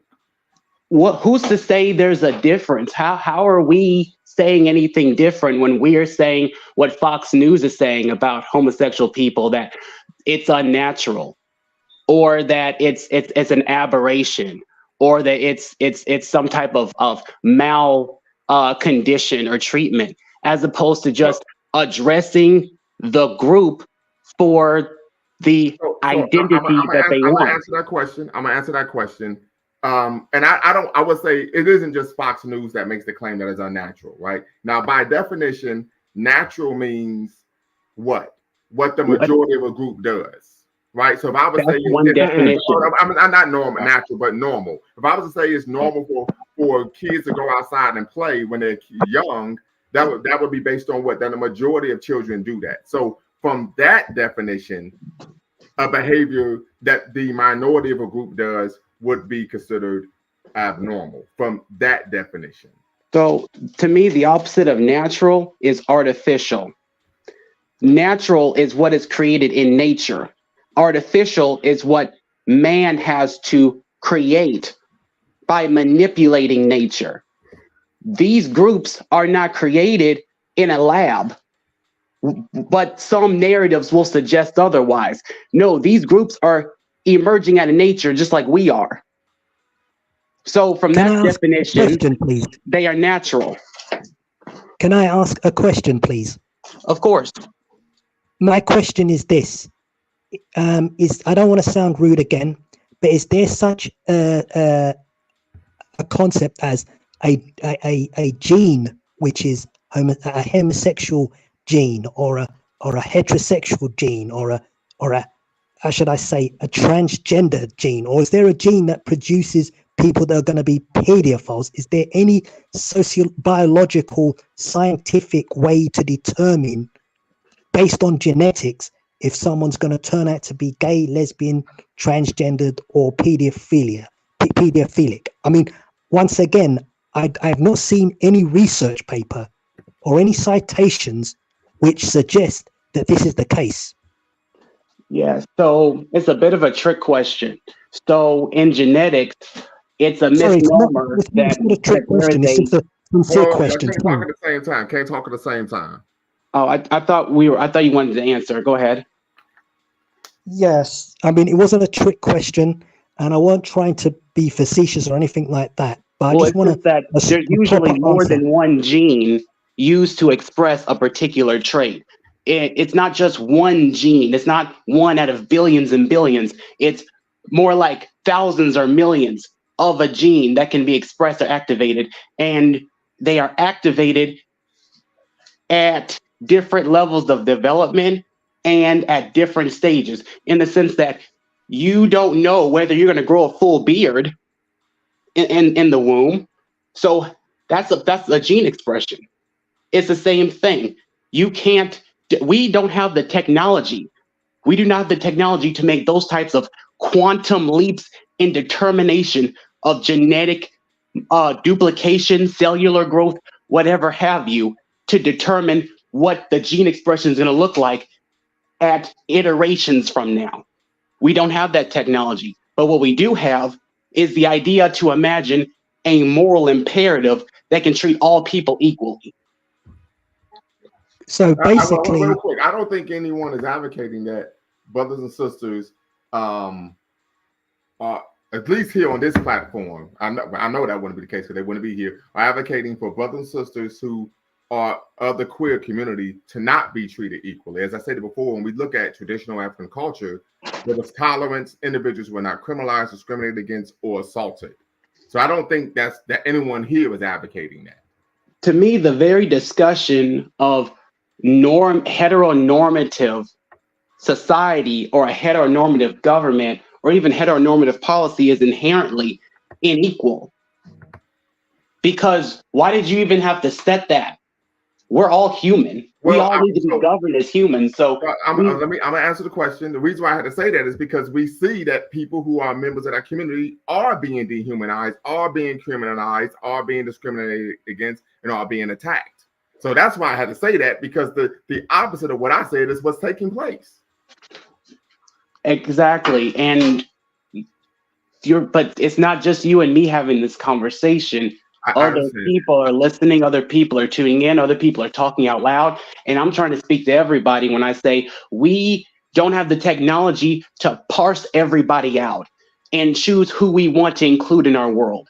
But what we do have is the moral capacity to include everyone and to mete out justice when it's appropriate. Dr. Brother Lumumba, can I speak now? Go right ahead. Sure. So I do have a problem with our queer so-called brothers and sisters. I do have a problem with queer theory and queer thinking, especially when it's coming out of academia. I do conflate queer theory with pedophilia. And the brother talked about bringing evidence. Where would I have gotten these kinds of ideas from? I gave you a video. I don't know if the brother knows who Dr. Derek Jensen is. I don't know who he is. Sure, but I said video, so I don't know. Sure. I don't know what the guy's going to say, so I'm not going to play. No, I understand. You don't have to play it. You don't have to play it. You could play it at your own discretion when we're off air. But he gave statements from the leaders of this so-called idea of queer theory. The different leaders: Gail Rubin. He mentioned the names: Gail Rubin, Pat, I think Kelly Faith, something like that. Judith Butler. He made several quotes in reference to them entertaining the idea of pedophilia and how pedophilia is something that is a normative behavior and should be accepted. This is the top queer theorists think. So if the top queer theorists think these kinds of ideas and have these ideas in their minds, imagine the rank and file people on the streets. Well, hold on, real quick, Brother Bawana. I do want to say that you can't hold everyone to the ideas and machinations of a scholar. For example, this is my platform, Lumumba Speaks. I could say something that is inherently problematic. That doesn't mean my 2,640 subscribers would agree with that. I just want to put that out there as a critique or retort to what you said. Honestly, I hear what you're saying. I'm not trying to sharpshoot you. Everybody's going to have a right to respond, but I think that could be a stretch, but I understand where you come from. That you are no problem. Argument, and they're trying to disseminate that, but that doesn't mean everyone's going to agree with what they're saying. Absolutely, Brother Lumumba. I entertain divergent views and divergent opinions wherever it comes from any quarters it comes from. I am just suggesting. You giving me the Christian argument. You can't judge the Christianity by their adherents. Their followers, yeah, and I'm saying, we're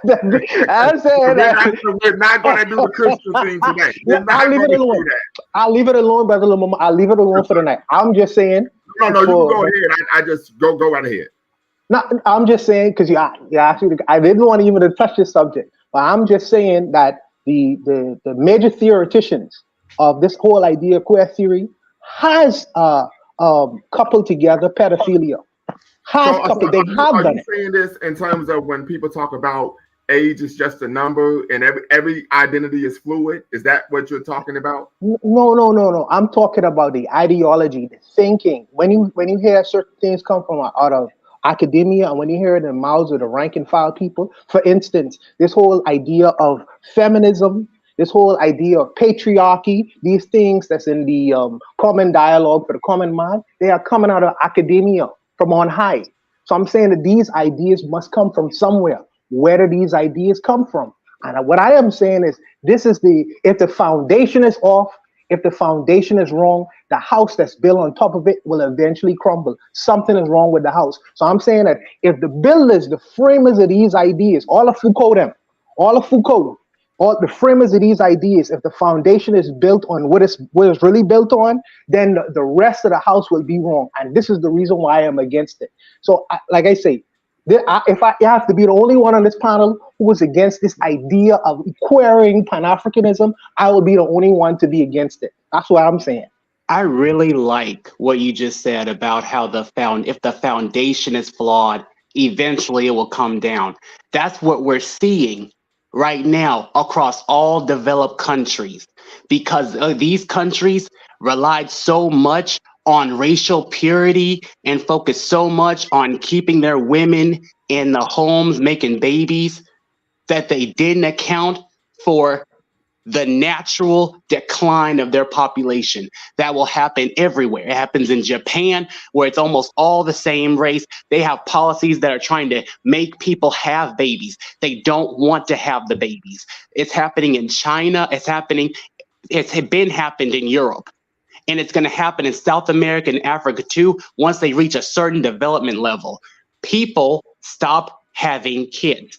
And if you have a government that is designed on males in charge and females making babies, and your population declines, you're going to have huge gaps in your workforce. That's what we see in Germany. That's what we see in Japan. They're having to pull people from other races, younger populations, like I was mentioning. Lazy Scholar, we want to focus on the African reality, not what non-African people are doing in their countries. Well, the African reality is we are the young population that people will be feeding from. We are one of the young populations people will be feeding from, because they are in a crumbling house built on the idea of men working and women not working. The highest on reproduction being the hinge. Let me 1 second, Jake. The highest No form, problem, boss. the highest form of African civilization is in Egypt. In Egypt had dynasties that lasted 2,000 years. And they gave me an example. When they put their images up on the wall and their statues, they put a woman next to a man, not a man with a man. That's not in the customs of the highest form of our traditions and culture. So you may say Western world is crumbling, but it's supposed to crumble. It's built on gangsterism, which is different from what I'm talking about. And my civilizations last thousands of years, not a couple hundred. So you can't pair African civilization with the Western civilization, which is built on murder and genocide. We're talking about two different things, brother. And it has nothing to do with the fact that you kept a little white woman in the house. I was mistreating her and doing whatever you did to the white woman. It had to do with what you was doing to the slaves outside of the house that causing the Western civilization to crumble, and what you did with the Arawaks and the Indians before them. So, I mean, let's not, like you say, you don't want to couple things together. Let's not couple the relationship with the white woman and the white man in his house and what he was doing with the slaves outside. We're talking about two different kinds of things, brother. Well, if we look at the DNA of most Blacks in these areas where slavery took place, you're not going to find too many of us that didn't have some dynasty, some historical tie to that white man or white woman. That's just a fact. So we as Black people outside of a particular country we can call our own, we don't really have that privilege. The You know, privilege. what I- Whoa. So Wait, you, what you are? hold on, Bolana. The privilege. Okay, I'm sorry, brother. I'm sorry. Yeah, what privilege are you referring to? I'm sorry? Yeah, you said we don't have that privilege. What privilege are you referring to? We don't have the privilege of decoupling ourselves from the relations of the white man and the white woman. If we are, well, I myself, coming from the Black belt, cannot decouple myself from the relations of the white man and the white woman. I, as an American Black, person cannot decouple myself from the images of the white man or the white woman. Yes, you can. I don't have that privilege. Yeah, yes, you can. Yeah, yes, you can. In fact, I'm thinking of when you study Black psychology, they go over how one could deal with the miseducation that we received and how you can you can become educated, you can heal, you can become educated, and you can fight all in one. So we can decouple ourselves Yes, you can from those oppressive and Eurocentric ideologies and ideas and behaviors. Sure, you can reverse the effects of the doll test. You can reverse the effects of the doll test. You can reverse some of the effects of feeling inferior, but you cannot escape that context. You can't escape the story of your hair and your natural hair journey. You can't escape the journey of your experiences with white people. You can't escape the masking. Right, the code switching. That's what I'm saying. You cannot decouple that. When you move us. You can't overtalk me on my platform. This is what I would say. Well, the goal isn't to escape anything. We don't believe in escapism. The goal is to confront and overcome. Right. And so the other thing I would say is we talk about, the process to develop a healthy Black identity. I think that's what you're referring to in Nigressen's theory, right? And coming to grips with your natural hair and your skin tone and our noses and our lips. Well, some of the critiques of Nigressen's theory that came in later generations is that you don't have to go through a process of hating yourself or disliking yourself and then learning to love yourself if you are raised from an African-centered perspective from the get-go. And this is something I'm proud to say I've done with my children. So they've always been proud of who they were. They've always claimed to be African, were proud of being African, learned their history before they even walked into a school. Right. And so we can decouple ourselves from those negative cultural norms that our ancestors and had to experience. To me, I'm not hearing decoupling. To me, I'm hearing re-education. I'm hearing racial tension management. No. It's not re-education if that's what you're taught first. Re-education means that you were taught one thing and now you're being taught something else to contradict or what. I understand. Oh, I'm sorry. Yeah. Okay, so from that perspective, then I don't see decoupling. I see primary education. That doesn't mean they're not going to get that secondary education in the real world. Well, yeah, and that's where the decoupling isn't going to happen. Well, so here's the thing. Anti-Black racism is ubiquitous. It's omnipresent. It's everywhere in the world. It's global and it affects us in all areas of human activity. So the reality of the situation is what we want to teach subsequent generations is how to effectively combat anti-Black racism so that it cannot negatively affect their lives and their life possibilities and experiences. I do agree that it's everywhere, and I do agree that it's ubiquitous, but I don't agree that it's going to be the same everywhere. No, because the narratives are going to be different. Never said it was. Right. I agree that you didn't say it would, but those differences matter. Those differences matter. And I'm suggesting is that education and arming oneself is essential. That's essential. That's beautiful, but that's not decoupling. So two things. One, provide a definition of decoupling. Two, can you provide an example of differences in terms of maybe anti-Black racism in Brazil as opposed to the UK or Australia? Anti-Black racism where? Brazil, the UK, and Australia. Because you said it's not the same. So you have skin bleaching in Brazil. You have skin bleaching in Brazil precisely because of, it's not precisely because these areas likely had some level of dark skin discrimination before, but it was nowhere near the level that would occur once they had European colonial influence. So with Brazil, you had Portugal coming in and colonizing them. Mm-hmm. Portugal's white. There is a incentive to reflect that hegemonic features. There is an incentive to resemble the colonial heritage. So there is colorism in Portugal. There's colorism in Brazil. UK, that's going to be slightly different. UK had active slavery, had active white supremacist initiatives and programs throughout the country. I mean, not throughout the country, throughout the globe, as the European, as one of the flagship European empires. So from that perspective, the UK Black has a more unique context versus the US African American. So let me ask you, I mean, I don't understand, what is the point that you're trying to make? The point I'm trying to make is that we're treated differently in different places for different reasons. We understand Wait.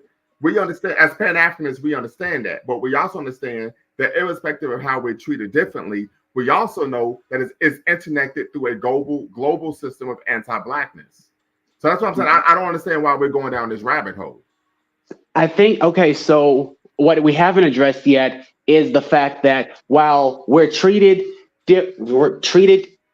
differently, negatively across the board, there is always that overarching hegemonic perspective of white supremacy that's over every single country's head. Every single regional group's head. We use the term white hegemony here at Lumumba Speaks, white hegemony.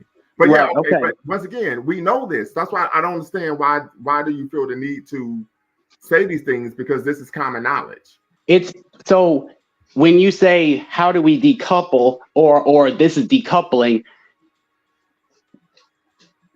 we're not fully understanding that we're seen as the bottom to their top in the narrative. Well, no, you can't decouple that. We understand. We understand that. Well, then I guess I'm lost in terms of how we feel like we're decoupling, as opposed to just educating, reinforcing, or miseducating, or re-educating rather. So because that's where we started this when it came to decoupling. So what is your definition of decoupling? What is your definition of decoupling?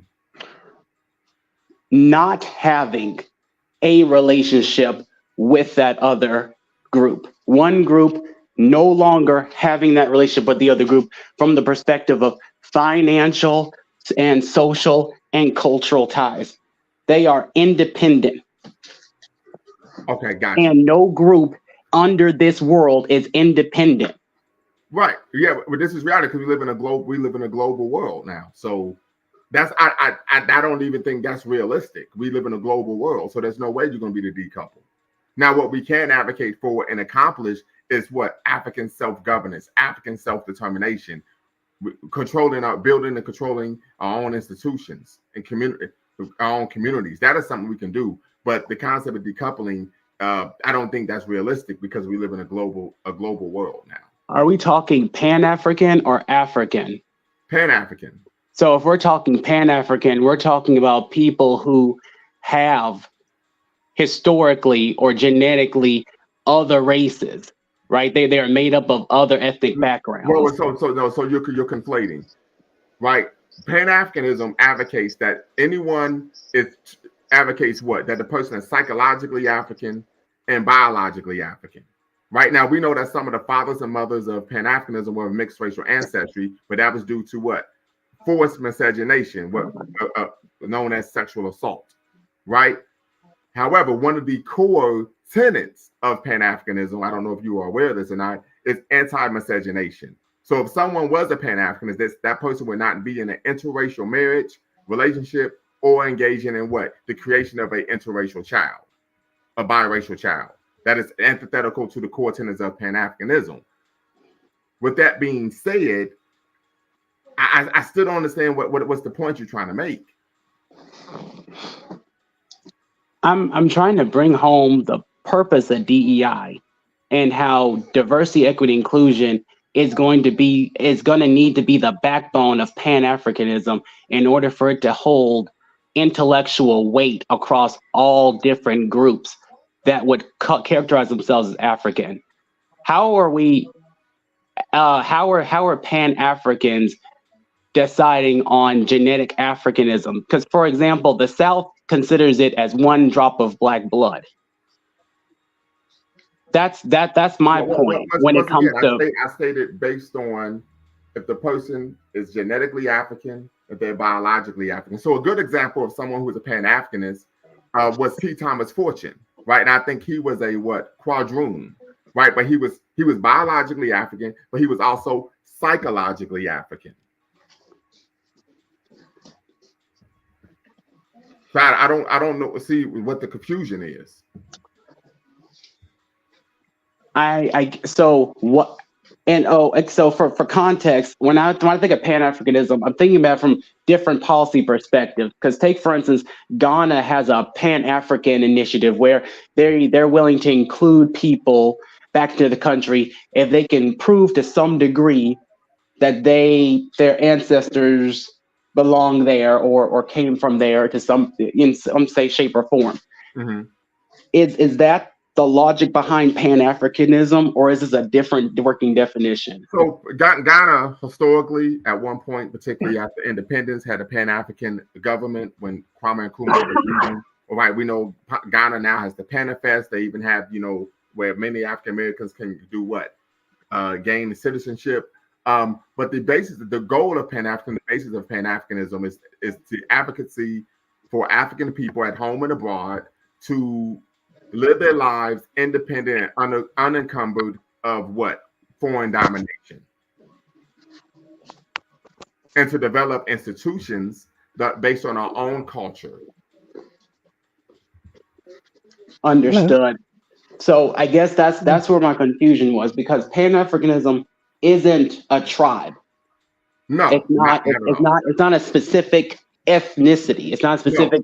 No. So from that perspective, you would DEI is inherent in the backbone. So from that perspective, it would be it would be a can you're going to kick down the road if you try to create a heteronormative narrative around a initiative that in its core is diversity, equity, inclusion by necessity. No, and I'm going to tell you why. Because when we talk about Pan-Africanism, there's also a cultural component. That means that we are living our lives in a manner that's congruent to our historical cultural personality.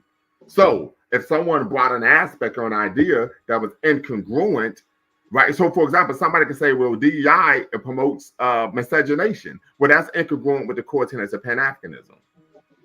So we need an African country to be progressive in its gay agenda in order for Pan-Africans to feel comfortable in expressing it as Pan-Africanism?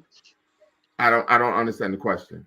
Well, you said if it's incongruent to the tenets of African culture, where do those tenets come from? I said the tenets of Pan-Africanism. Where do those come from? Yes, well, the first written Pan-Africanist manifesto was written in 1829 by, golly, somebody help me. What's his name? I got to look for the book behind me. David Walker, right? And we find Marcus Garvey's Philosophy of Opinions of Marcus Garvey, right? Classical Black nationalism, modern Black nationalism from Garvey to Farrakhan. So there is a large amount of extant literature on Pan-Africanism and the core tenets and ideas. Matter of fact, the best book I tell people to read is not only David Walker's Appeal on the Philosophy of Opinions of Marcus Garvey, but also Pan-Africanism for Beginners. Right? And once again, when we talk about Pan-Africanism, the core concept of Pan-Africanism is that what? You are African first and foremost. Your African identity is more important than any other identity. Can I weigh in, please? I just feel that it's a betrayal, though, to the core message. It was a betrayal when the civil rights movement did it, and it would be a betrayal if the Pan-Africanism were to carry this forward. If you're aware of the gay people that were integral in the civil rights movement. I am aware. Once again, we're just talking about core tenets. So, for example, there have been a number of individuals globally, African people, who have done great things for African people, right? Have written literature that has helped foment and advocate for revolutions. I think of Frantz Fanon, for example, but he was married to a white woman. So is he a Pan-Africanist? Absolutely not. I think of Amilcar Cabral, who led the revolution against the Portuguese in Guinea-Bissau. In the beginning, he was married to a Portuguese woman. When he started fighting the Portuguese, the anti-colonial war against the Portuguese woman left him, and he realized, hey, I can't be in an interracial relationship and unapologetically advocate and fight for my people, right? So they're just things that are antithetical. What I'm saying is a person can be homosexual and be a Pan-Africanist if their African identity is their most salient identity. That's one of the core tenets of Pan-Africanism, that your African identity is what is most important. But that's my question. How are we defining the African identity? Because what you gave me was Marcus Garvey and Louis Farrakhan. And Marcus Garvey came to the U.S. before he got deported, and Louis Farrakhan, he's been in the U.S. They can't get rid of him because he was born here. What African culture are we trying to resonate with? Exactly? I think you're misunderstanding. When I said modern Black nationalism from Marcus Garvey to Louis Farrakhan, I was just quoting the title of a book. Okay, yeah. Understood. Yeah. So hold on real quick. Yeah, I was just quoting the title of this book right here. Okay. Let me screenshot real quick. Yeah. I'm going to take a look at it. Yeah. But the other issue is that when we say African identity, is that one of the core concepts of Pan-Africanism, I would argue is the first concept of Pan-Africanism, tenet of Pan-Africanism, is that your African identity is your most salient identity, meaning that you're what? The fact that you are Black is more important than anything else. It's more important than your sexual orientation. It's more important than your gender. It's more important than your religious beliefs. It just feels like if we get to actually pick, since our race, since our culture identity got upheaved, you would think we would try to choose a system that didn't just repeat what we've already experienced. We would try to imagine something a bit more inclusive. Well, no, actually, can I come in here, please? No, absolutely not. And the reason why is when you ask, and I'm gonna let you tap in, Jay. When you study slave revolts in the West, right, in the Holocaust of enslavement, the impetus for slave revolts was African identity, cultural retention. So it was the fact that we were maintaining our identity and our culture was the impetus for us fighting back. Now that's saying, hey, I'm going to take on another identity. The other issue is that when you study the enslavement process, and Dr. Adam Mazuri talks about this in his book, The Africans of Triple Heritage, he talks about that there was a process of de-Africanization and then racialization, and which we were stripped. They sought to strip us of our African identity, and we moved. And I teach this in my class, and we stopped becoming what Africans and Igbo and Ashanti, etc., and then we became niggers, right, for lack of better words, right? So that's actually the opposite. We actually find, even if you study Black psychology, we find that Black people end up having a healthier identity and a healthier worldview and a healthier sense of themselves when they embrace their history, heritage, and culture, not when they say, I'm going to engage in an abstraction and try to be everything else other than what I actually am. When one of the reasons that we find that our people tend to engage in seeking to have what Dr. Amos Wilson calls an abstract type identity is because we were socialized, indoctrinated to view who we are, where we come from, as something that was inherently negative. So, Brother Jay, go right ahead. Yeah. So the point is, when looking at how to revive the community, we cannot going with we need to think rationally, we need to think logically, and we cannot be up in our feelings. So we need to do things that are in nature, that are in line with nature itself. We need to have an evidence-based approach, a scientific-based approach as to how to uplift the community. We can't say, this is what I desire, this is what I like. I want homosexuality to exist within the community. We need to take a dispassionate and objective look as to whether or not this will add to the community, or if this will somehow harm the community. And we must have those kind of conversations respectfully.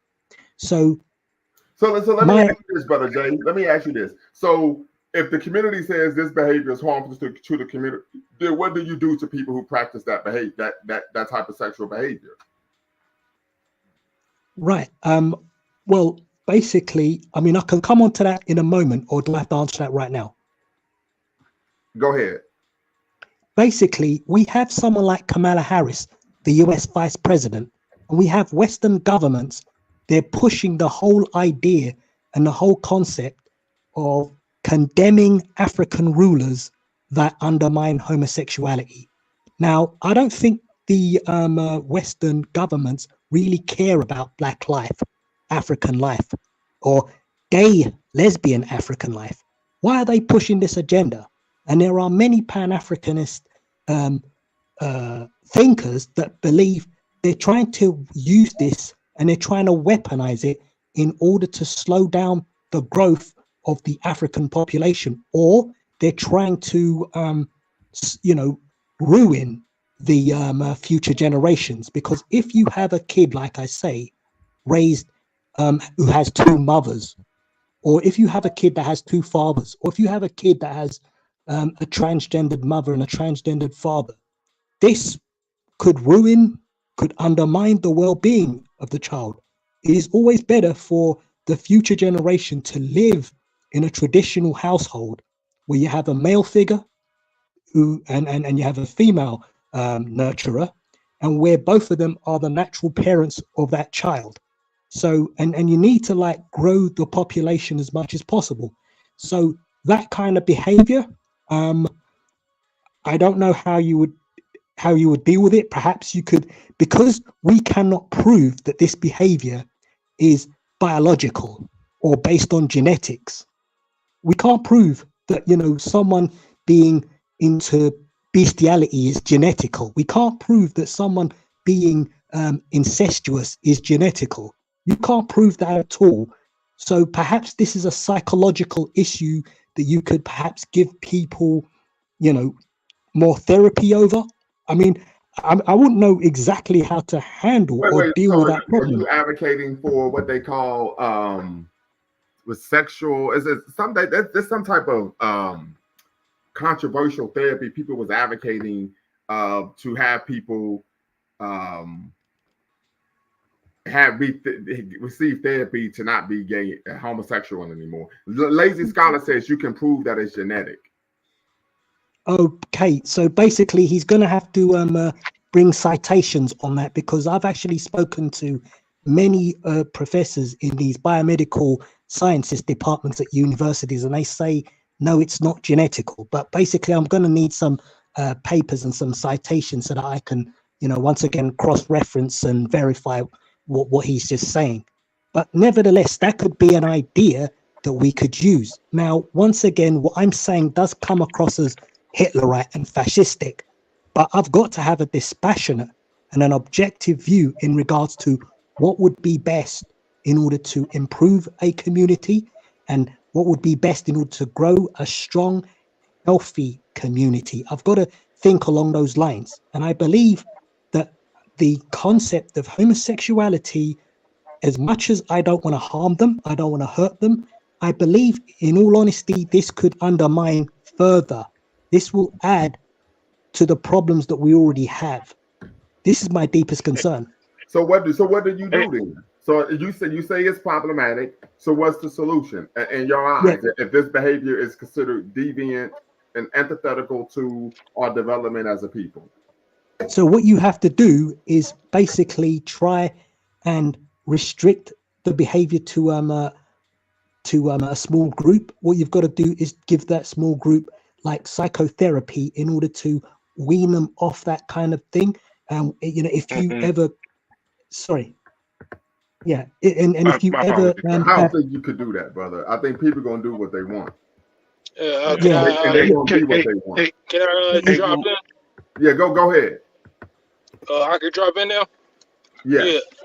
Oh, yeah. So earlier I had dropped a message in the chat, and you said you wanted me to substantiate the claim that I made that the women's rights and LGBTQ rights were riding on the coattails of the civil rights movement. Yes, sir. Of the 1960s. And of course, I know you're a professor, so I had to do a little bit of research, and a little bit of research I found says that if you look at the chronological order of things in regards to the civil rights movement and the women's rights movement, you will see that, for instance, BLM, for instance, that was spurned on after the attacks of those black men like George, what's his name? George Floyd. George Floyd and the other guys. But then we come to find out that BLM is more than just a civil rights organization. Is also a LGBTQ organization. And then if you also look at the chronological order of things that happened in the 1960s, the civil rights movement happened in 1964, and Roe versus Wade happened in 1974, I believe it was. And also the Equal Rights Act that was enacted in the 14th Amendment in 1923 did not include the rights of women until 1971. So chronologically, you can say that the civil rights movement helped spurn the rights of the LGBTQ and women's rights. This is why you always see them conjoined somehow whenever we're talking about equal rights in the United States. It seems like, they're using the civil rights movement as a model to say that, okay, if black people got civil rights, then everybody should have civil rights. And that's just a notion that I have. In regards to sexual deviation. Hold on, real quick, what it's saying, man. Lazy Scholar, I'm reading the article now that you put in the private chat, and it states here that they focus on causation, most on causation, right? And so I think it's important that they do share that in the article, that people engage in queer behavior for a multitude of reasons. Right? And so I think that's important to make that clear.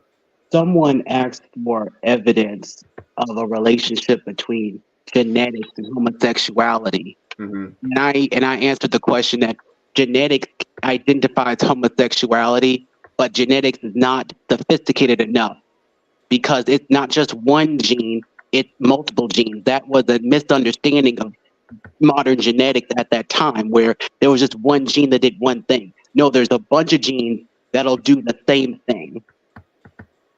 It's a matter of necessary and sufficient in order to express the gene of being triggered sexually by the male form as a male, or being triggered sexually as a woman by the female form, or have feeling like a man in a woman's body, or vice versa. So hold on. I think that's a great point that you made, but because I've heard this before, but people would say, well, I'm in a man's body, but I feel like a woman. But the question would be, how could you feel like something that you aren't and have never been? So how would you even know how that feels? Let me give you an example.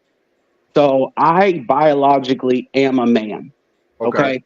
But I have been under the effects of hallucinogenic drugs before.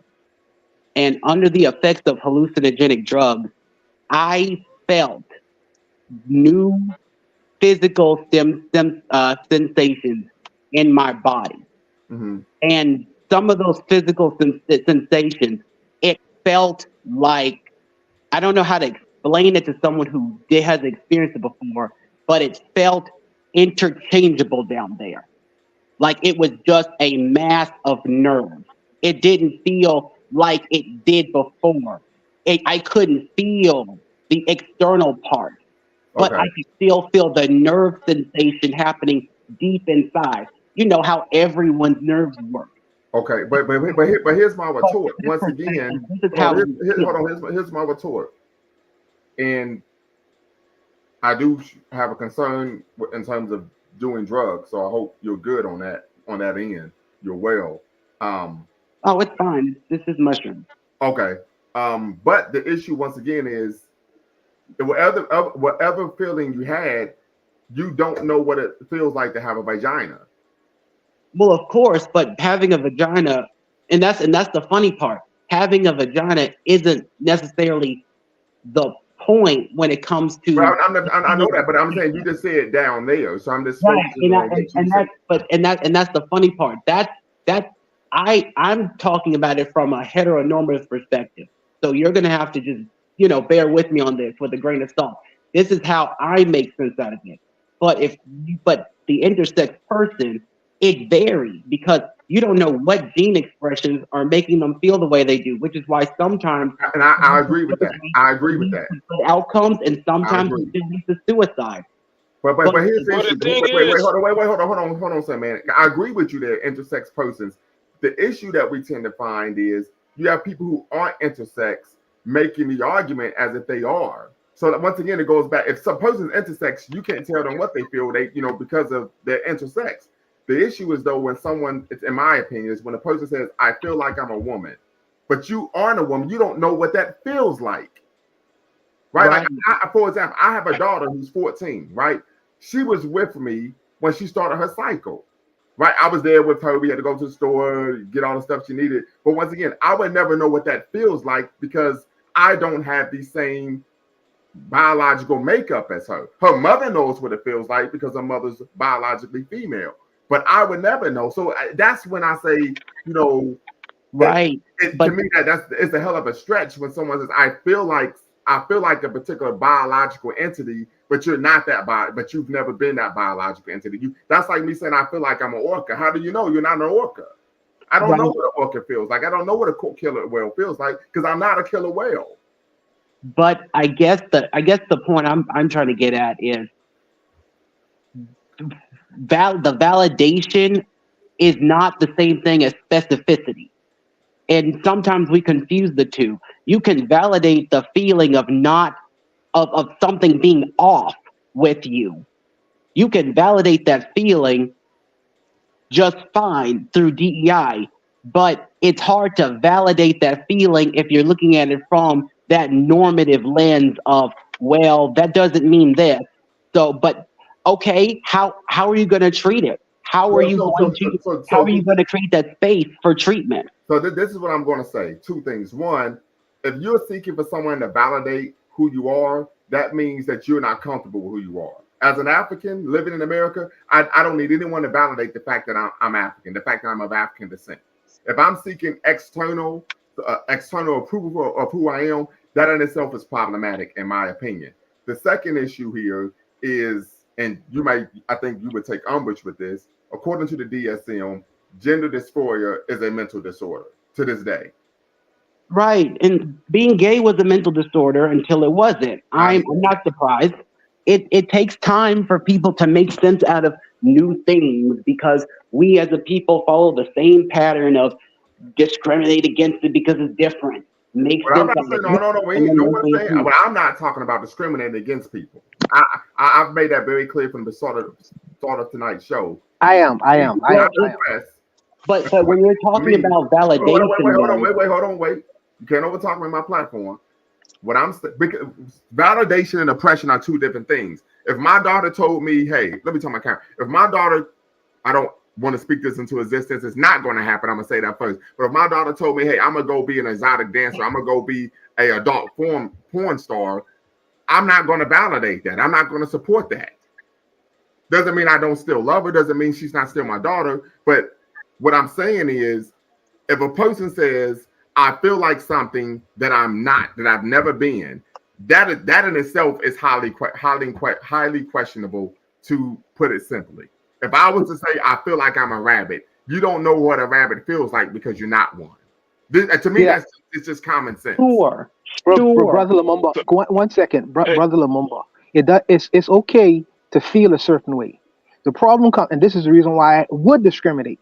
The problem comes in is when you put policy behind the sentiments and feelings of an individual who now he says, well, I'm a female now, I could use the bathroom with Brother Lumumba's daughter. That's policy.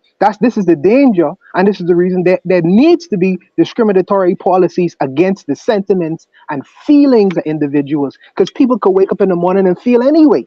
Don't put legislation in behind it, because that's when it develops teeth, and that's when it becomes very dangerous for innocent people out here who are subject to random feelings of individuals who could wake up any morning and say, well, I feel this way today. No, no, no, no, no. You don't structure societies like that. And I would discriminate against individuals who just come up to my face and say, well, call me Shirley. Why? Because I feel like it today. No, no, no, no. It doesn't work that way in civilized society, brother. And I do discriminate against people who randomly take mushrooms, because you have to take mushrooms to have these kinds of feelings, it sounds like. So when you take mushrooms, you ascend to the feeling of, okay, you call me Shirley now. I feel, no, no, no, no. Civil society and a well-structured, well-ordered society doesn't function. That is chaos, and that's what you are entertaining. And when you put policy behind that, this is. I'll let you go, brother Lumumba. I'll stop, man. I'll stop. I'm just not an advocate of discrimination, right? And because I don't know, maybe it's the wrong language, but that is something that my daughter's mother and I had a conversation about. Would we be comfortable with a person who was biologically male using the same restroom as our daughter? And of course, the conversation we had was no. I mean, in fact, most children don't feel comfortable going in the bathroom with someone their own age, right? And so in gender, so that in itself would be. Can I come in here? The thing is about this entire time. They've always been available for both male and female. What's that? Family restrooms. Can I just say? We talk about family. We talk about the individual male and female bathroom. But Can I just say? That's like if you have a child, but you could go in. They have because typically if you go to like a hospital, for example, or they have like, of course, the men's restroom, women's restroom. Then they have a restroom just like for the family. Like if you have a toddler or something like that. Yes, I know what you're speaking to there. So basically, the thing is, a human's sexual urges is a part of his most primal instinct. Is a part of his limbic system. So anytime that a human being is engaging in a sexual act and is not for the means of reproduction, is really a perversity. And us as humans, we have sex just like bonobos or apes, where we have sex for no apparent reason, just to satisfy some type of urges, some type of chemical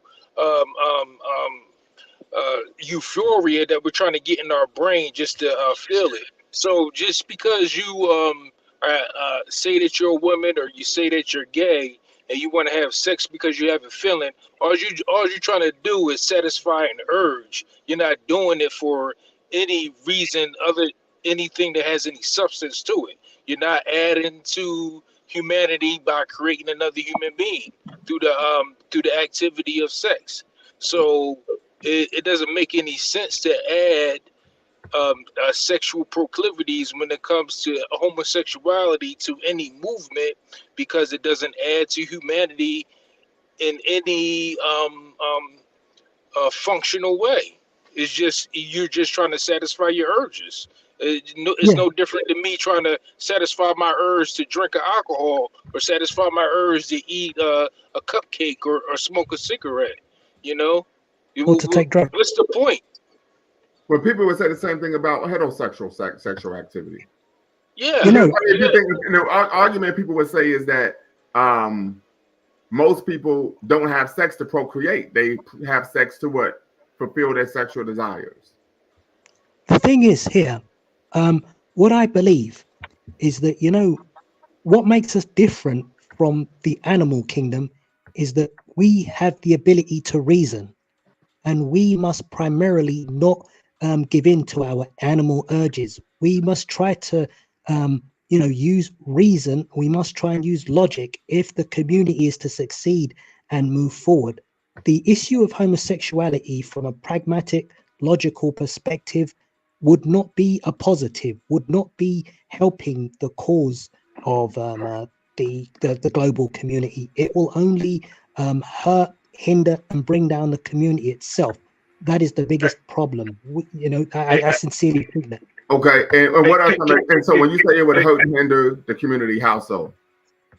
No, because basically, if, for example, say this were to hypothetically grow to 80%, 90%, to put the LGBT community, hypothetically, I mean, you would have the vast and overwhelming majority of kids being raised by non-relatives, number one.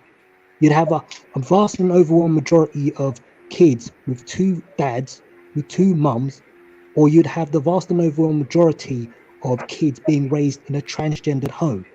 And I think that this would cause serious harm to the community, and it would also one more thing. It would also be the least productive way of growing the community and sustaining the growth of that community. It would cause a lot of problems. I mean, we've got problems already, and I think this would only add, and it would, quadruple the problems that are already existing in the continent. Once again, I will say again and again, this is not me being offensive or disrespectful. I respect all people. Actually, we have to have, like I say, an objective and dispassionate look at what will add value to the community and what will perhaps might undermine the community. That's what I think we should have a discussion on. And Lumumba, I wanted to add something to that, or at least some pushback. Can you hear me okay, Lumumba? I can hear you just fine. Okay. To Mr. J's point, I would have to give some pushback to that, in a sense that, I think we should focus. I think maybe the majority of the people on this panel are heterosexual. Instead of coming up with policies or trying to sequester homosexuality, I think that we socially just need to improve heterosexual relationship, because right now, because you can, let's say hypothetically, come up with some policy to, sequester all the gay people away, whatever, just hypothetically. We still have, that doesn't do anything for the problems that we have heterosexually. You know what I'm saying? So I think for us, and for me, I think that it would, that it would never get to that point of 80%. I think it will always stay a small percentage. I do think that it is genetic. I do think that, yes, there could be some psychological issues that come about later on in life. If you get traumatized or whatever, some type of extreme condition can, push someone, towards homosexuality. But I think that the majority of people in healthy environments will, the percentage of people who are homosexual will be relatively low. But that's not to say that they should be discarded or not. But I'm saying is that we need to focus mainly on our, making sure that we have, emotionally, financially, healthy men getting with, healthy women, and then we have, we improve those relationships. Because right now, what I'm saying, we got divestment, we have black divestors, we have this, red pill movements. Like, we have all these movements where it's just like black men and black women going at each other. And I'm like, then we're talking about homosexuality. Listen, bro, homosexuality is not your problem. You know what I'm saying? Man, your problem is you need to be able to get along with that woman across from you. That's your only problem. Can I come in here? Hold on, real quick. Yeah, that's not gonna, yeah, that's your.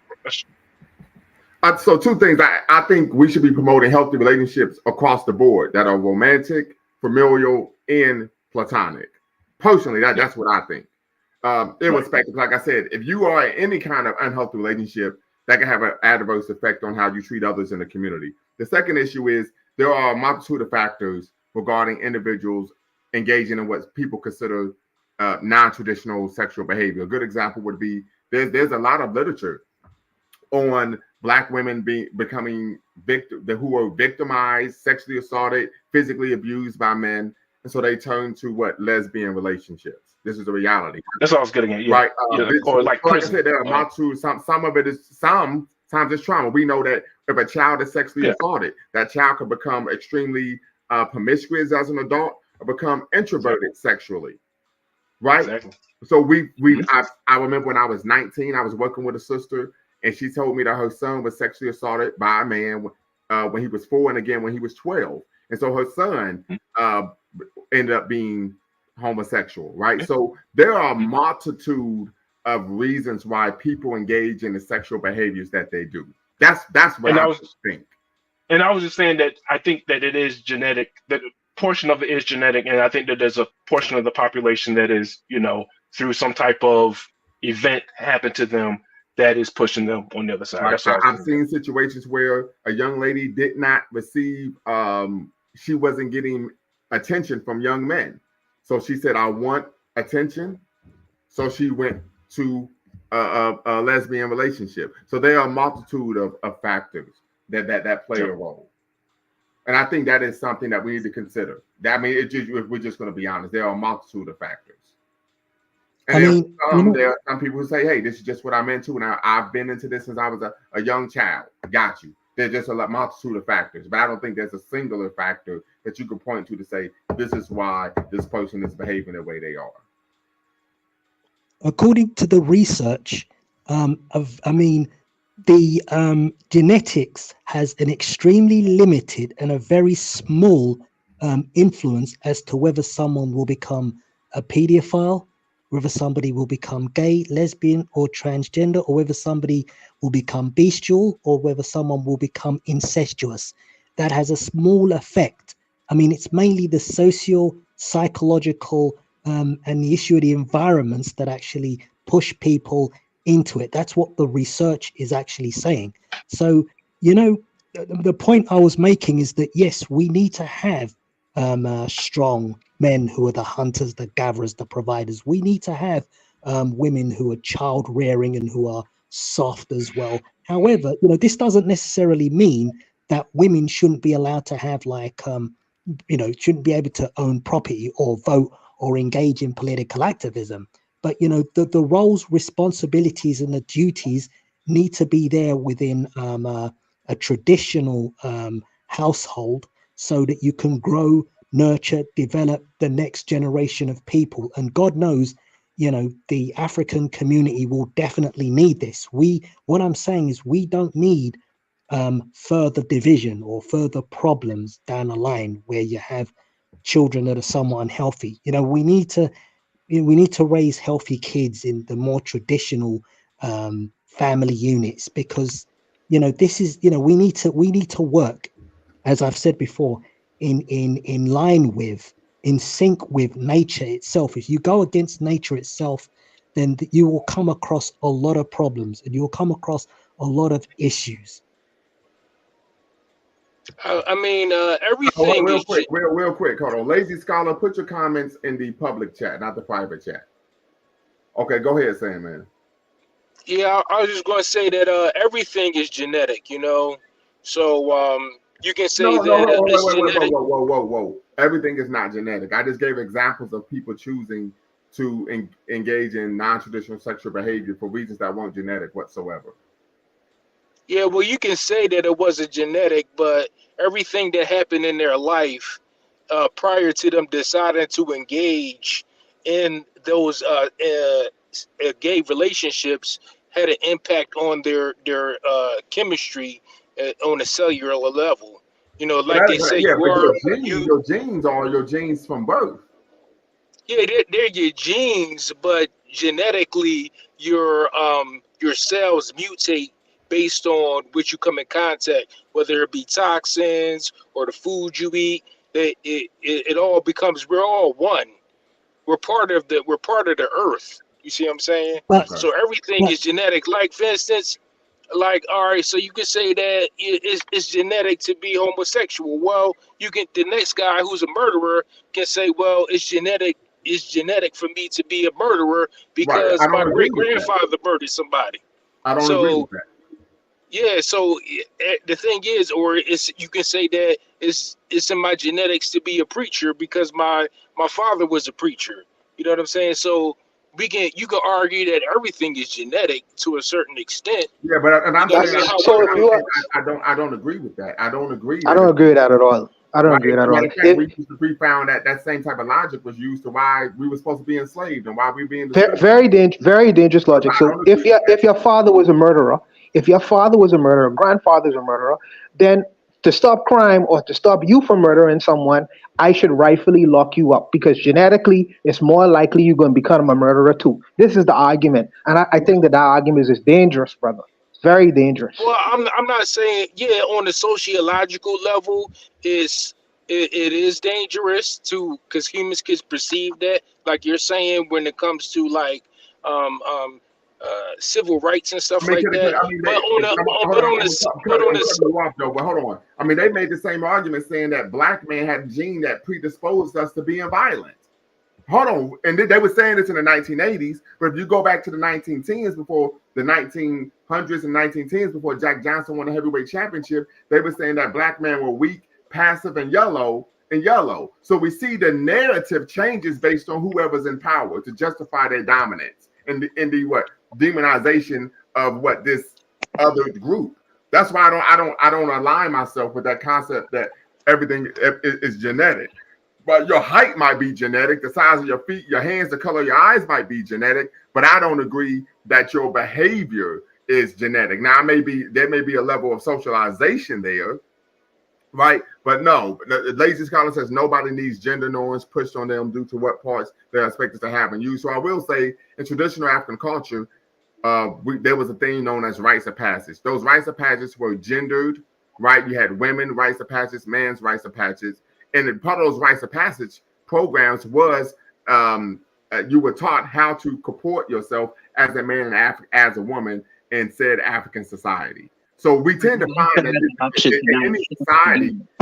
any society, men and women, boys and girls are socialized to carry themselves and behave in a particular way for a multitude of reasons and factors, right? One of the examples I can provide is that because I have a son, boys are taught that they need to be able to control their person. Now, that's very important because as men, men are seen as dangerous or violent compared to women. And if you lack self-control, you're a danger to yourself and others, right?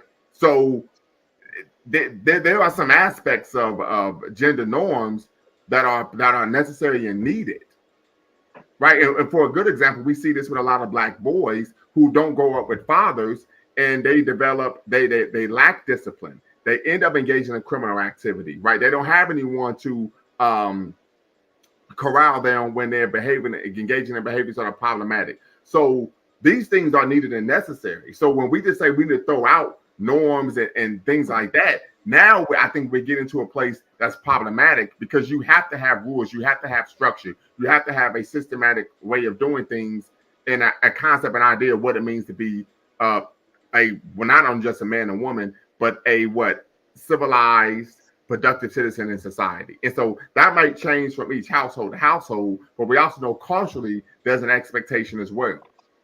There's no and on the genetic end of it, all the way, in every place in around the world, men are more likely to commit a crime or do something violent than women are, and this is a fact all the way across the world in every culture.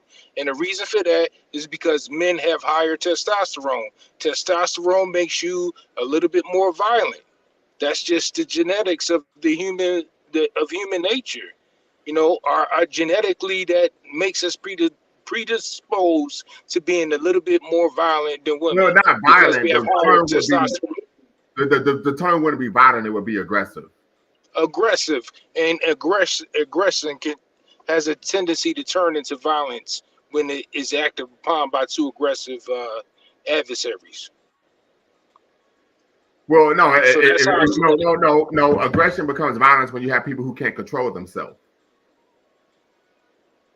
That's because I'm a very aggressive person. Then why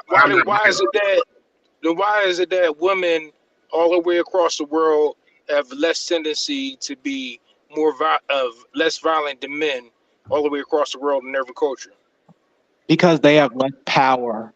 Yeah, they have less power. If they had more power, they would cause just as much damage.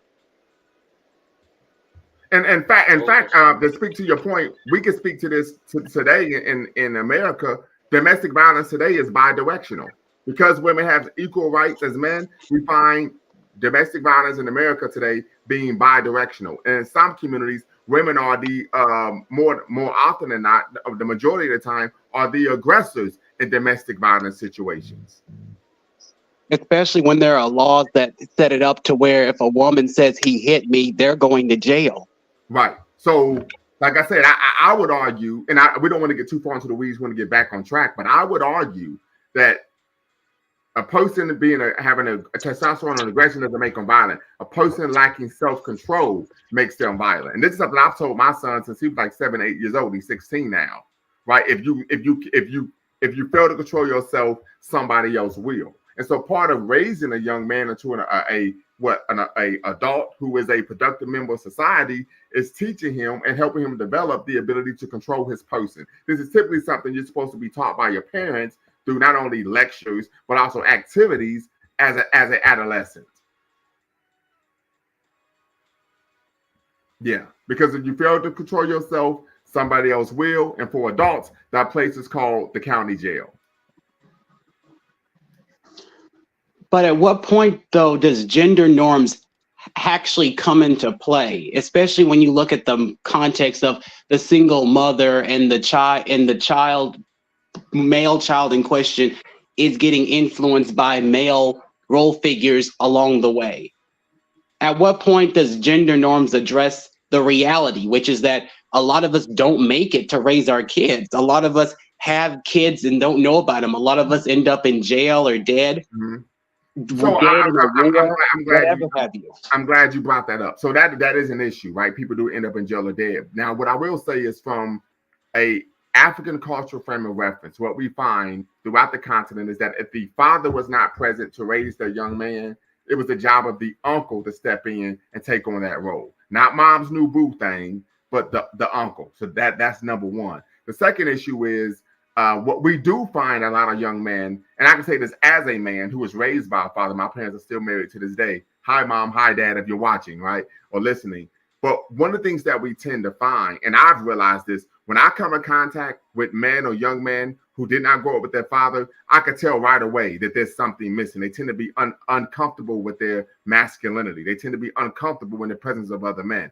And with young men, they tend to take umbrage when they're receiving orders and guidance and correction from a man, right? So this is something as a man I've seen. I see it right away. In fact, I remember Carmelo Anthony and Kenyon Martin. They were basketball players for the Denver Nuggets.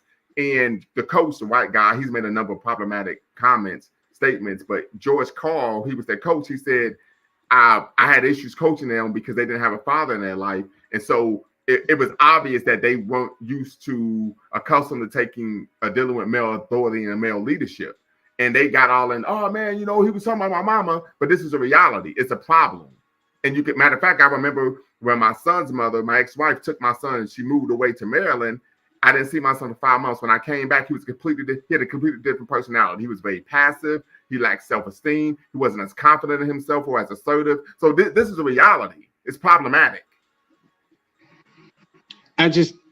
We have to address, though, the reality. We can't just stick to the normative discussion. We have to address what we actually see in our communities. And what I see is a lack of association building. We need more community organizations that are built for us, not just by a religious context, but for a Pan-African context. Okay, but what does that have to do with what I just said? What that has to do with what you just said is that waiting for a father isn't going to do it. Creating the narrative that we need fathers in the home isn't going to solve the current crisis, which is nobody has a father. Well, I think that in itself is an oxymoron. If you have a father in a home, then that child does have a father. Saying we need a father in the home to a child whose father's gone. You can't overtalk me. The second issue is the CDC did a study showing that Black men in America were more involved in the raising and rearing of their children when they weren't custodial parents in any other racial ethnic group of men in the country. So that in itself has been debunked, right? But what we tend to find is the issue is a lot of young men aren't being raised by fathers due to parental alienation. Dr. T. Hassan Johnson talks about that in his book that he just wrote. It was published last year. Solutions for anti-Black misandry. So this is really the major issue that we're finding with a lot of young men in terms of why they aren't having fathers, right? Raise them. The second issue is you have to be very careful with children because we know the number one cause of children being victims of physical or sexual abuse is mom bringing some random guy, some man that is not the father into the household. In fact, studies show that children are the least likely had the least likelihood of being physically and sexually abused when their biological father lives in a home. So the studies show that children benefit not only in terms of being the least likely to be physically and sexually abused, but they benefit in terms of they do better scholastically, they do better behaviorally, and they have higher levels of self-esteem. They're less likely to become high school dropouts, become ensnared by the carceral state, and they're less likely to abuse drugs and alcohol when they grow up in a home with their biological father. The studies show this. So this isn't a narrative. These are actual quantifiable facts and data. But these are not the source. These facts aren't coming from the areas of the widest disparities. These facts and statistics aren't coming from the concentrations of Black areas that have the highest levels of poverty, the lowest levels of education. Yes, they are. Yes, they are. Even in matter of fact, I should have said this from the beginning. The studies controlled for socioeconomic status, race, political beliefs, and religious beliefs. It controlled for all of that, and they still found that this was the outcome when the biological father was in the home. Finding that it's the outcome in the home isn't the same as that all you have to do is to tell the Black community you just need fathers in the home. That's what I'm trying to get at. It doesn't actually address the people who don't have fathers currently. Well, everyone has a lot of them. Everyone has a father. They wouldn't have been born if they didn't. That's a sperm donor. That's not a father. No. Once again, no, we're not going to do that because you don't know why that father isn't in that child's life. You don't know that, so we're not going to just call men sperm donors when you don't know the intricacies regarding why that man isn't in the child's life. I've seen this happen on a number of occasions because I used to work with the Montgomery County Fatherhood Initiative back in 2011, where women would be in stable relationships, have a child with a man, then take that child and move halfway across the country. Is that man a sperm donor? No, that's parental alienation. We're not talking about that particular niche of the pie. We're talking about the systemic effect of people are having children out of wedlock. Mm-hmm. People are not taking responsibility for these children until a government action is implied or enforced. I would argue that is not the norm. That Black men only take responsibility when there's a government gets involved. That's completely false. And I would say this: if you are in the Black community, you would know that. If you are in community with Black men, you would know that that's not true. I'm looking for these communities with Black men. I see a lot of women and I see a lot of children. I'm not seeing a lot of grown men. Can I offer a solution? Can I offer a solution to the lady scholar? Sure. So he was suggesting earlier, in terms of no one is talking about the children who have no parents, not biologically, but in a social sense. And what I agree with the idea of adoption. I agree with that. But that adoption should be within the context of what I perceive a family to be. A strong male person and a strong female person.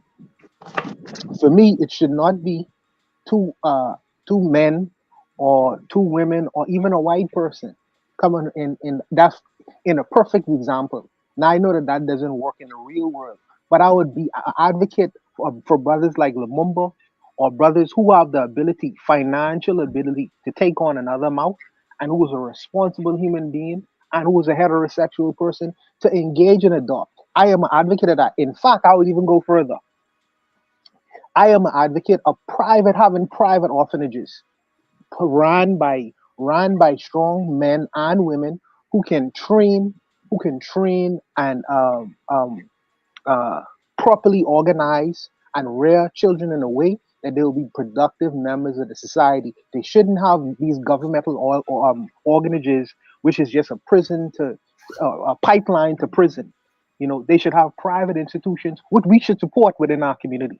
Pan-Africans and Black people alike should support private entities where, you know, we put into our monies into where you have children on the streets with no responsible people to take care of them.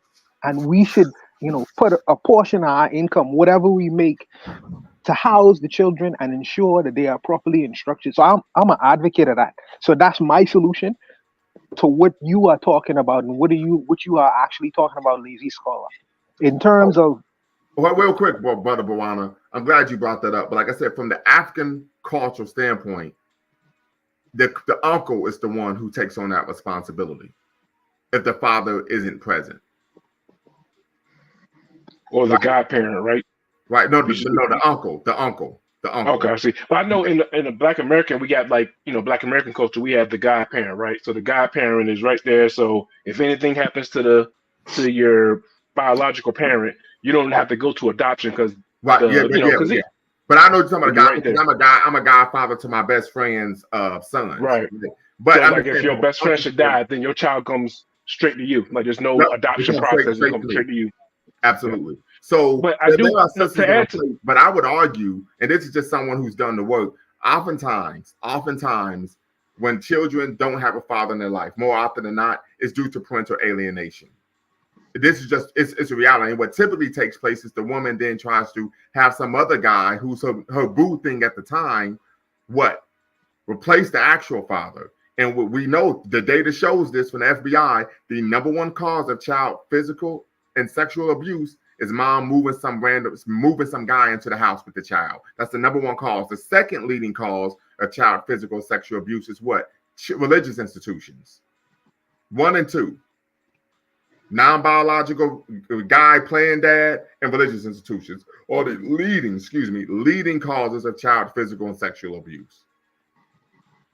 Hey, Lumumba, I'm going to head out soon, but I just wanted to say, to that point, that's what I was saying about heterosexual relationships. Like, if we improve in heterosexual relationships, then a lot of these other issues go away.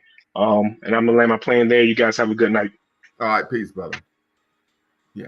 But yeah, when you talk about gender norms, a gender norm is for that Black men are what? Dependable, reliable, responsible, and have self-control.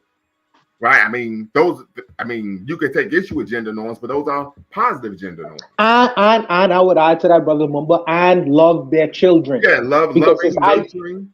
Absolutely, because there's a propaganda out here where Black men don't care and love or want to be around their children, which is absolutely not true. Yes, you have some irresponsible people out here doing irresponsible things and having babies where they're being neglected, but the majority. Because we speaking to the majority, not the minority. We love our children and we love our nieces and our nephews and things of that nature, and we take care of our nieces and nephews. It's propaganda to think that we are uncaring and unkind to our own children. Right. Yeah. So we gotta just we're gonna deal with facts and not the hype. Right. And in fact, we even find this concept of Black men, African men being nurturing with their children and their wives going all the way back to medieval Africa, right?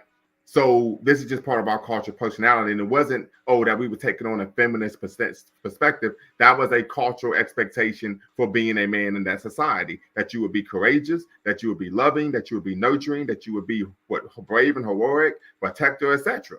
So just multifaceted.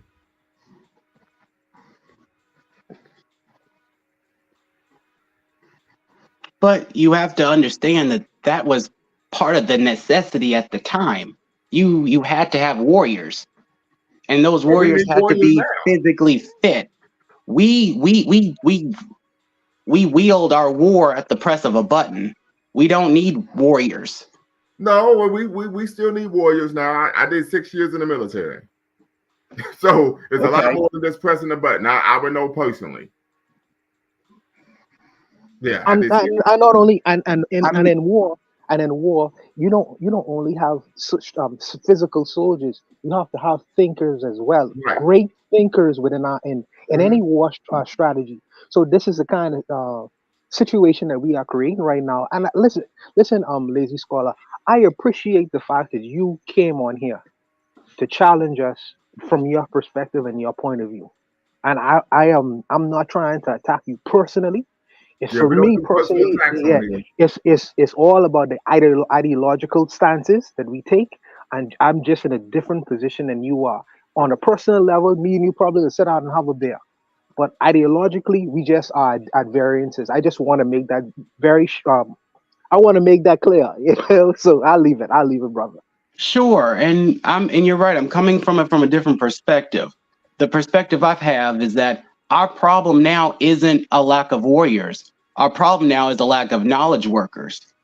We lack knowledge workers across all levels of our society. And part of that is because we've relegated half of our population to reproduction when we are still feeding diversity more efficiently through international immigration and through including other people. Brother. You're engaging in some hyperbole. You said that we've relegated half of our population to reproduction. Brother, that in itself is just ahistorical and completely false. No one has ever, in the Black community, we have never had the power to relegate our women to doing anything. Well, you're right. Actually, that's a very good point, especially since they were given employment first. It's completely false. And as I stated at the top of the show, I don't allow people to make statements that are patently false.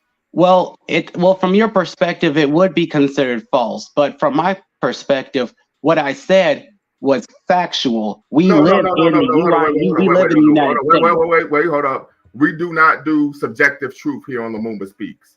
We deal with actual hardcore history. And a good example, and I'm going to use it to substantiate my point, is the book by Dr. Robert Staples. I actually cite some of his work in my dissertation. Brother Bawana, I was doing a lot of writing today, brother. I have 2.5 chapters to write. Well, actually, you go, brother. You go. 2:14. I'm about 75% done with chapter 4. But okay, back to it. Yes, sir. Let's get it.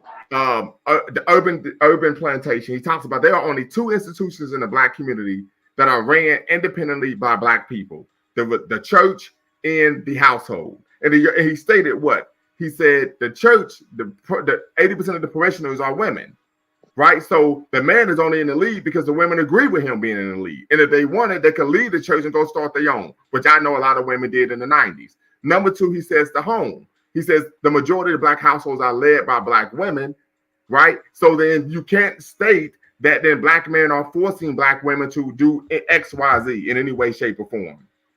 That feels like a cop-out, though. No. We don't have the power to make a law. You can't overtalk me. You can't overtalk me on my platform. What I stated is an actual fact. It's not a cop-out. It's a fact. We do not have we've never had the ability, since we've been here in America, and I'm speaking specifically to America as Black men, to dictate what a Black woman does. From a political standpoint, from an economic standpoint, from an institutional standpoint. In fact, Black men are the only race of men in America in which the woman makes more money than them on average. So the claim you made is patently false.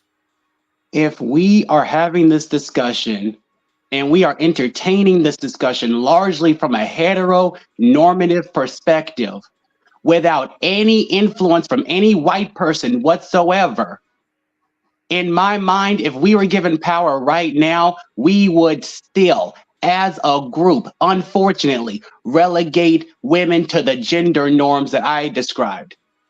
Whether we have the power or not, we have the harmful ideology, we have the harmful narratives, and we have the harmful mindset that once we get a modicum of power, we want to disproportionately wield it. We need diversity, equity, inclusion. This is what I say. This is what I would say, because I know this is coming from ideology. As someone who's 40 years old, has been doing revolutionary work in the community since I was 22. The men that I move with don't engage that way. In fact, I'm a very masculine man, right? Brother Bawana can speak to it. I work out on a regular basis. I mean, I have an IG page, is Body by Lumumba, right? I could bench, squat, and deadlift close to 1,500 pounds. So I was in a relationship once, and one of the brothers was like, man, you know, very, very masculine man. And I was telling him how he had called me. I was like, I got to call you back on washing dishes. And he was like, I didn't think that's something that you would do. And I said, well, why is that? He said, you know, you're very masculine, da, da, da, da. I said, yeah, but my girl, she's such a great cook. I'm like, should I got to wash the dishes out of appreciation just how great a cook she is, right? And I said, so what we tend to find is this sense of duality and part of the our culture, right? So I think, in my opinion, that you are promoting stereotypes about Black men that aren't congruent with reality. I think if you are actually in community with Black men, you would know that those things are, and I'm talking about intelligent Black men. I'm not talking about guys who are miscreants and ne'er-do-wellers. But professional black men, intelligent black men who are African-centered and black-minded, you will find that that's not the case. Now, you could find a guy, particularly a black Republican or someone who's an integrationist, who takes on those concepts and ideas, right? A good example of that to me was Kevin Samuels, who said, well, white people won the war, so we should just emulate them. But we're talking about people who are black-minded, that's not going to be the case. Lazy Scholar, would you consider the in terms of, if you said that if black men were in positions of power, we would relegate women to so-called the same positions as white men. Would you entertain the idea that if we were in these kinds of positions, some women would want to take on the roles of a housewife or a mom or a person in the house who's doing so-called domestic chores and tasks? You know, would you ever consider that some women do want to fall in line and think like that? That's okay for some people. That's that's okay for some women. Some women embrace that. You know, would you entertain that idea? Of course, people will do what they want to do, but we have to give them the freedom to do so without a norm that tells them they're less of a person if they don't subscribe to their gender norm. Do you think that a woman is less of a person if she is a mom, or she is just a person who is just taking care of the house, just doing domestic things for the children? Do you think that person is not on the same level of a man? Well, I mean, it's from my perspective, asking me personally is not necessarily effective. It's would society value her less? Good. And depending Wonderful. on the society, they would either value her less or value her more. Yes. So now the reason why society, because this is an interesting statement that you make, society feels like, so some people in society feel like it is a class down, a step down for a woman to be a so-called domestic partner, a partner who just entertains being a wife, a partner who doesn't go into the so-called corporate industry. Where does these ideas come from? These are feminist ideas created by feminists. They create this idea of you, right? So as there are very left-leaning feminists who see that as a punishment, who see that as being relegated to second-class position, you are leaving out a whole perspective of women who don't see it like that. Like Betty Friedan, she was a conservative writer, and she embraced the idea of so-called domesticity. She embraced the idea of motherhood. So I mean, you just take it a leftist perspective of some feminists, but there are other women who have just as strong opinions is left out of the conversation. So really, in what you are actually doing is leaving out a whole lot of women out of the equation. So you yourself are relegating your opinions to one perspective and sidelining a whole lot of other women. I wouldn't go that far, only because it would be male-dominated policies that would be creating a stronger framework that would push gender norms harder than they are today. I'm fine with what we currently have, advocate for gender norms with the intention of better. I'm sorry, so was someone speaking? Yeah, there are women who advocate for gender norms. In fact, the Pan-African sister, Clonoa Hudson Weems, right, her book, Africana Womanism, she coined the term in 1987. She talks about this. Sherazad Ali talks about these things. So there are numerous Black women who are Black-minded who advocate for gender norms. And sure. And that's great. That's important. Everyone needs to have the ability to pick whatever preference they want to promote. But my point is, we don't need a policy.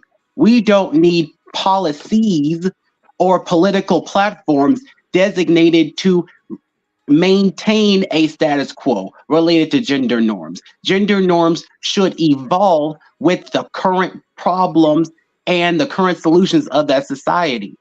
It should not be manipulated so that the people who are still in power can remain in power. And that is what effectively happens. Brother, that's how America works, brother. I mean, that's how every country works. Well, I'm saying specific. Wait. But how do gender norms keep particular people in power? How do gender norms keep particular people in power? Yes. How specifically? Okay, so do you just want an example in a policy Yes, sir. area? Because our current anti-abortion laws are predicated under a gender norm. It's predicated under reproduction. It's predicated under controlling the female reproductive system. Yes, but when But how does that there, keep people from gaining power? I'm sorry? But how does that stop a woman from gaining social and political and economic power? How does that keep a woman from gaining? So if she is unable to control when she's having a child, if she were to get pregnant, that would impact. Wait. Everybody can control when they have a child if they are engaging. Wait, hold on. If they are engaging in consensual sexual intercourse. Wow. Oh, can women always control when their sex is consensual? No. Unless they're being physically assaulted, yes. So the answer is no. Then women cannot control because they can't control being physically assaulted. That's up to the assaulted. That's up to the assailant. You're moving the goalposts. I said in consensual matters. I didn't say non-consensual. I said consensual matters of sexual intercourse. A person has the ability to control that.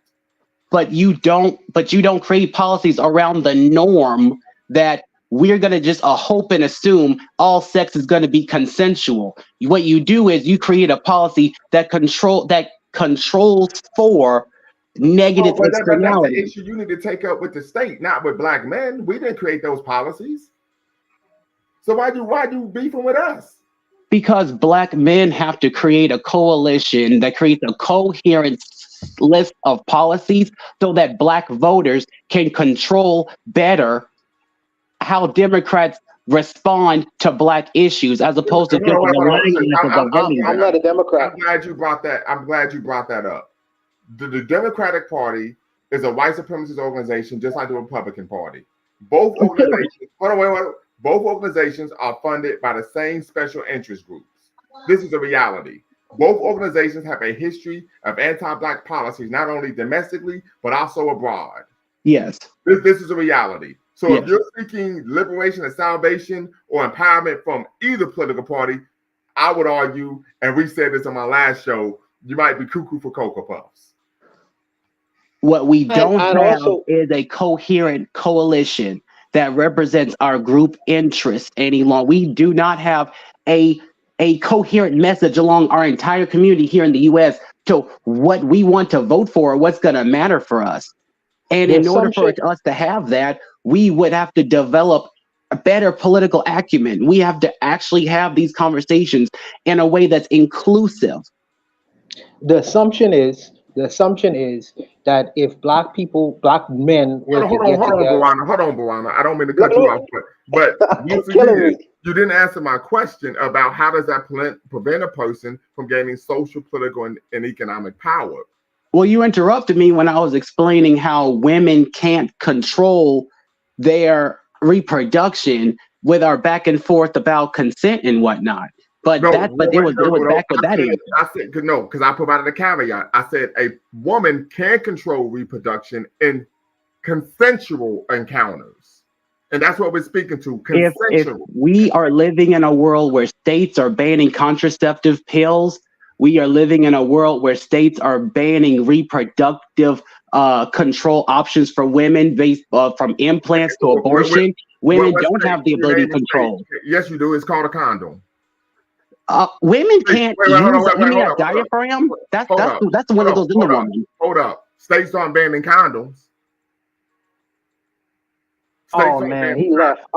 He left. This is reality. Like I said, this is an issue, right? But states aren't banning condoms. Everyone, and this is the thing, and I tell people this all the time, and I've told my children this, part of being a responsible adult is controlling your fertility. And so one of the things that we tend to find from a feminist discourse is that when you're having a conversation, they jump to the extreme, right? What about non-consensual sexual activity? We're not talking about non-consensual. We're talking about consensual acts, right? I think Yeah, I think that you made some very relevant points. I think that the brother is making an assumption when he, in terms of when he talks about abortion issues, that black men are not speaking up in terms of women having a right to their own bodies. The assumption is that a black man, if I impregnate a woman, I don't think that she no longer has a right to her body until after the 9 months is over. Right. I think that I should have a say so in a rights or in terms of what she does to my child Well, yeah, inside and of I her body. understand that, and that's an argument that Dr. T. Hassan Johnson makes in his book. What's the name of the book Yes. again? I don't even I don't have it right now. Anti-black misandry. And one of the arguments he makes is that the woman can decide if she wants to have a child or not. Right? If she wants to carry the child to term, the father doesn't. The woman can get a child up for adoption. The father doesn't have that ability. The woman Not can drop the child off at any hospital, fire station, or police station. The man doesn't have the ability to do that. And so the argument he makes is that these laws are inherently inequitable to men because men are always absolutely. financially and women aren't. Women can actually, that's why they created the Safe Haven Act, because women would actually deleting their babies. Absolutely, absolutely. And no one says this one. What about the rights of the child? Who is Right. Yeah, speaking on that's behalf true. of the child? So when this gentleman says women having a right to, you can't defer to the brothers because the brothers may be more conservative than you may think. you Right, yeah, can't run to us. I do know, and this is something Dr. T. Hassan Johnson talks about in his book, and I would agree. This is something I've seen working with the Montgomery County Fatherhood Initiative, that the laws are inherently biased against men, right? And, I mean, you go to court, you got to get an attorney. The state already represents the woman. There's a number of issues, right? And so, like, you have situations where, let's say you were in Florida, because I think you're in Bahamas, but you're close to Florida, and you have a child with a woman. She takes that child and moves to Montana, right? Well, you can't just pack up and leave because you have to work, right? Absolutely. She can still put you on child support, and you have no access to the child whatsoever. So these are some of the issues to where, and you can't just say, oh, we're going to add a coalition. You have to look at, hey, I don't want to advocate for policies that are detrimental to my own economic existence. Right? These kinds of discussions, besides the sexuality discussion, in terms of female and male relationships, they need to be discussed with females and males. And I think that you are trying to entertain that, but Yeah, I think that you muddy the waters when the I shouldn't even go there with this one. Well, muddy the waters when certain kinds of conversations come into play. well, the thing is, Brother Mufasa he brought up the topic of queer Pan-Africanism. I had never heard of the topic before, and so I thought it would be important to have a show on the topic, right? As I stated before, and I said this on other platforms, that whenever a group of people, any entity, is seeking to falsify African history to promote their own ideology or worldview, that's inherently problematic. Right? We know we've seen this with Arab colonizers. We've seen this with white nationalists, etc., Arab enslavers. And so we're seeing this from this community as well. And so I think that's, once again, problematic. The other issue is that, as you stated, and I like that you said, even though some people felt that you were making a number of problematic comments, and I would even push back when you said you advocate for discrimination, but that's a conversation we can have offline. But the concern is the fact that, as you stated, and I would agree, these are very extremely left-leaning feminist ideas. And the thing about it is, what we tend to find is, if you aren't being pragmatic, these aren't things that can really be applied. Like, when you are raising a young man, you have to raise him in a manner, in my opinion, that is gendered in nature. If not, he's going to be engaging in behaviors that would get him arrested. Well, I would say this, and I'd say this, and I'll end on this, Brother Lumumba. You said that you never heard of queer Pan-Africanism. The reason for that is that these ideas are being formulated currently, right now. These are going to be our competitors in the future because, like, I don't know if you ever heard of this gentleman called Malafi Asante, Afrocentricity, right? Yeah, I'm sure you heard of. I got a couple of his books. Absolutely. So right now, there's a sister right now who is well, they are trying to work on the theory right now. I think her name is Feminista Jones. She is trying to get a PhD under Dr. Asante right now, and trying to develop theories under queer theories under Pan-Africanism. So I don't know. I do your research on it, and maybe you could correct me on it later on. But I'm telling you, brother, these ideas are being formulated right now as you speak. So, I know. I mean, I've even met people who said they were a Pan-African integrationalist, which is an yes, oxymoron, right? So, yes, I said this at the top of the show, where you have people who are taking ideas and trying to connect it to Black radical politics where it doesn't fit. to then push their idea. Yes, absolutely. I don't think there's anything wrong with being queer. As I stated, I don't think people who are queer should be criminalized, discriminated against, dehumanized, whatever. But it's incongruent with the ideology, because you're moving the shift from African redemption at home and abroad to now centering concepts of sexuality, gender expression, gender identity, etc. Yeah, so scholars, movement is about. Yeah, absolutely. So scholars like you need to have a heads up. You know, y'all have an uphill battle to climb. I'm telling you, man, the future is gonna be wild. But you said that you were saying hi to mom and dad. Does your mother and father listen to these shows, brother? They know about it. I don't know if they listen. Oh, okay. Okay. All right. Well, but respect to you, brother, man. Thank you for the time, brother Lumumba. This has been a very good show, and I think that you're very scholarly, and you'd like to teach. So I think that this is your lane, and your voice is really needed out here, because the ideas right now is being thrown out here, and there's a whole lot of confusion going on. So we need some clarity from our scholars within our community. So people like yourself, y'all just need to ready yourselves, man. But I'll leave it there, though, brother. Hold on. Did you get my number? You on Facebook, right? I have it. No, I have it. Not Facebook, but I have it though. I'll call you. Call you I'll just text you tomorrow just so you can have my number as well. Okay, no problem. Until next time, family, y'all know what to do. Always bet on Black. We might have a part 2 here, but until next time, y'all know what to do. Peace.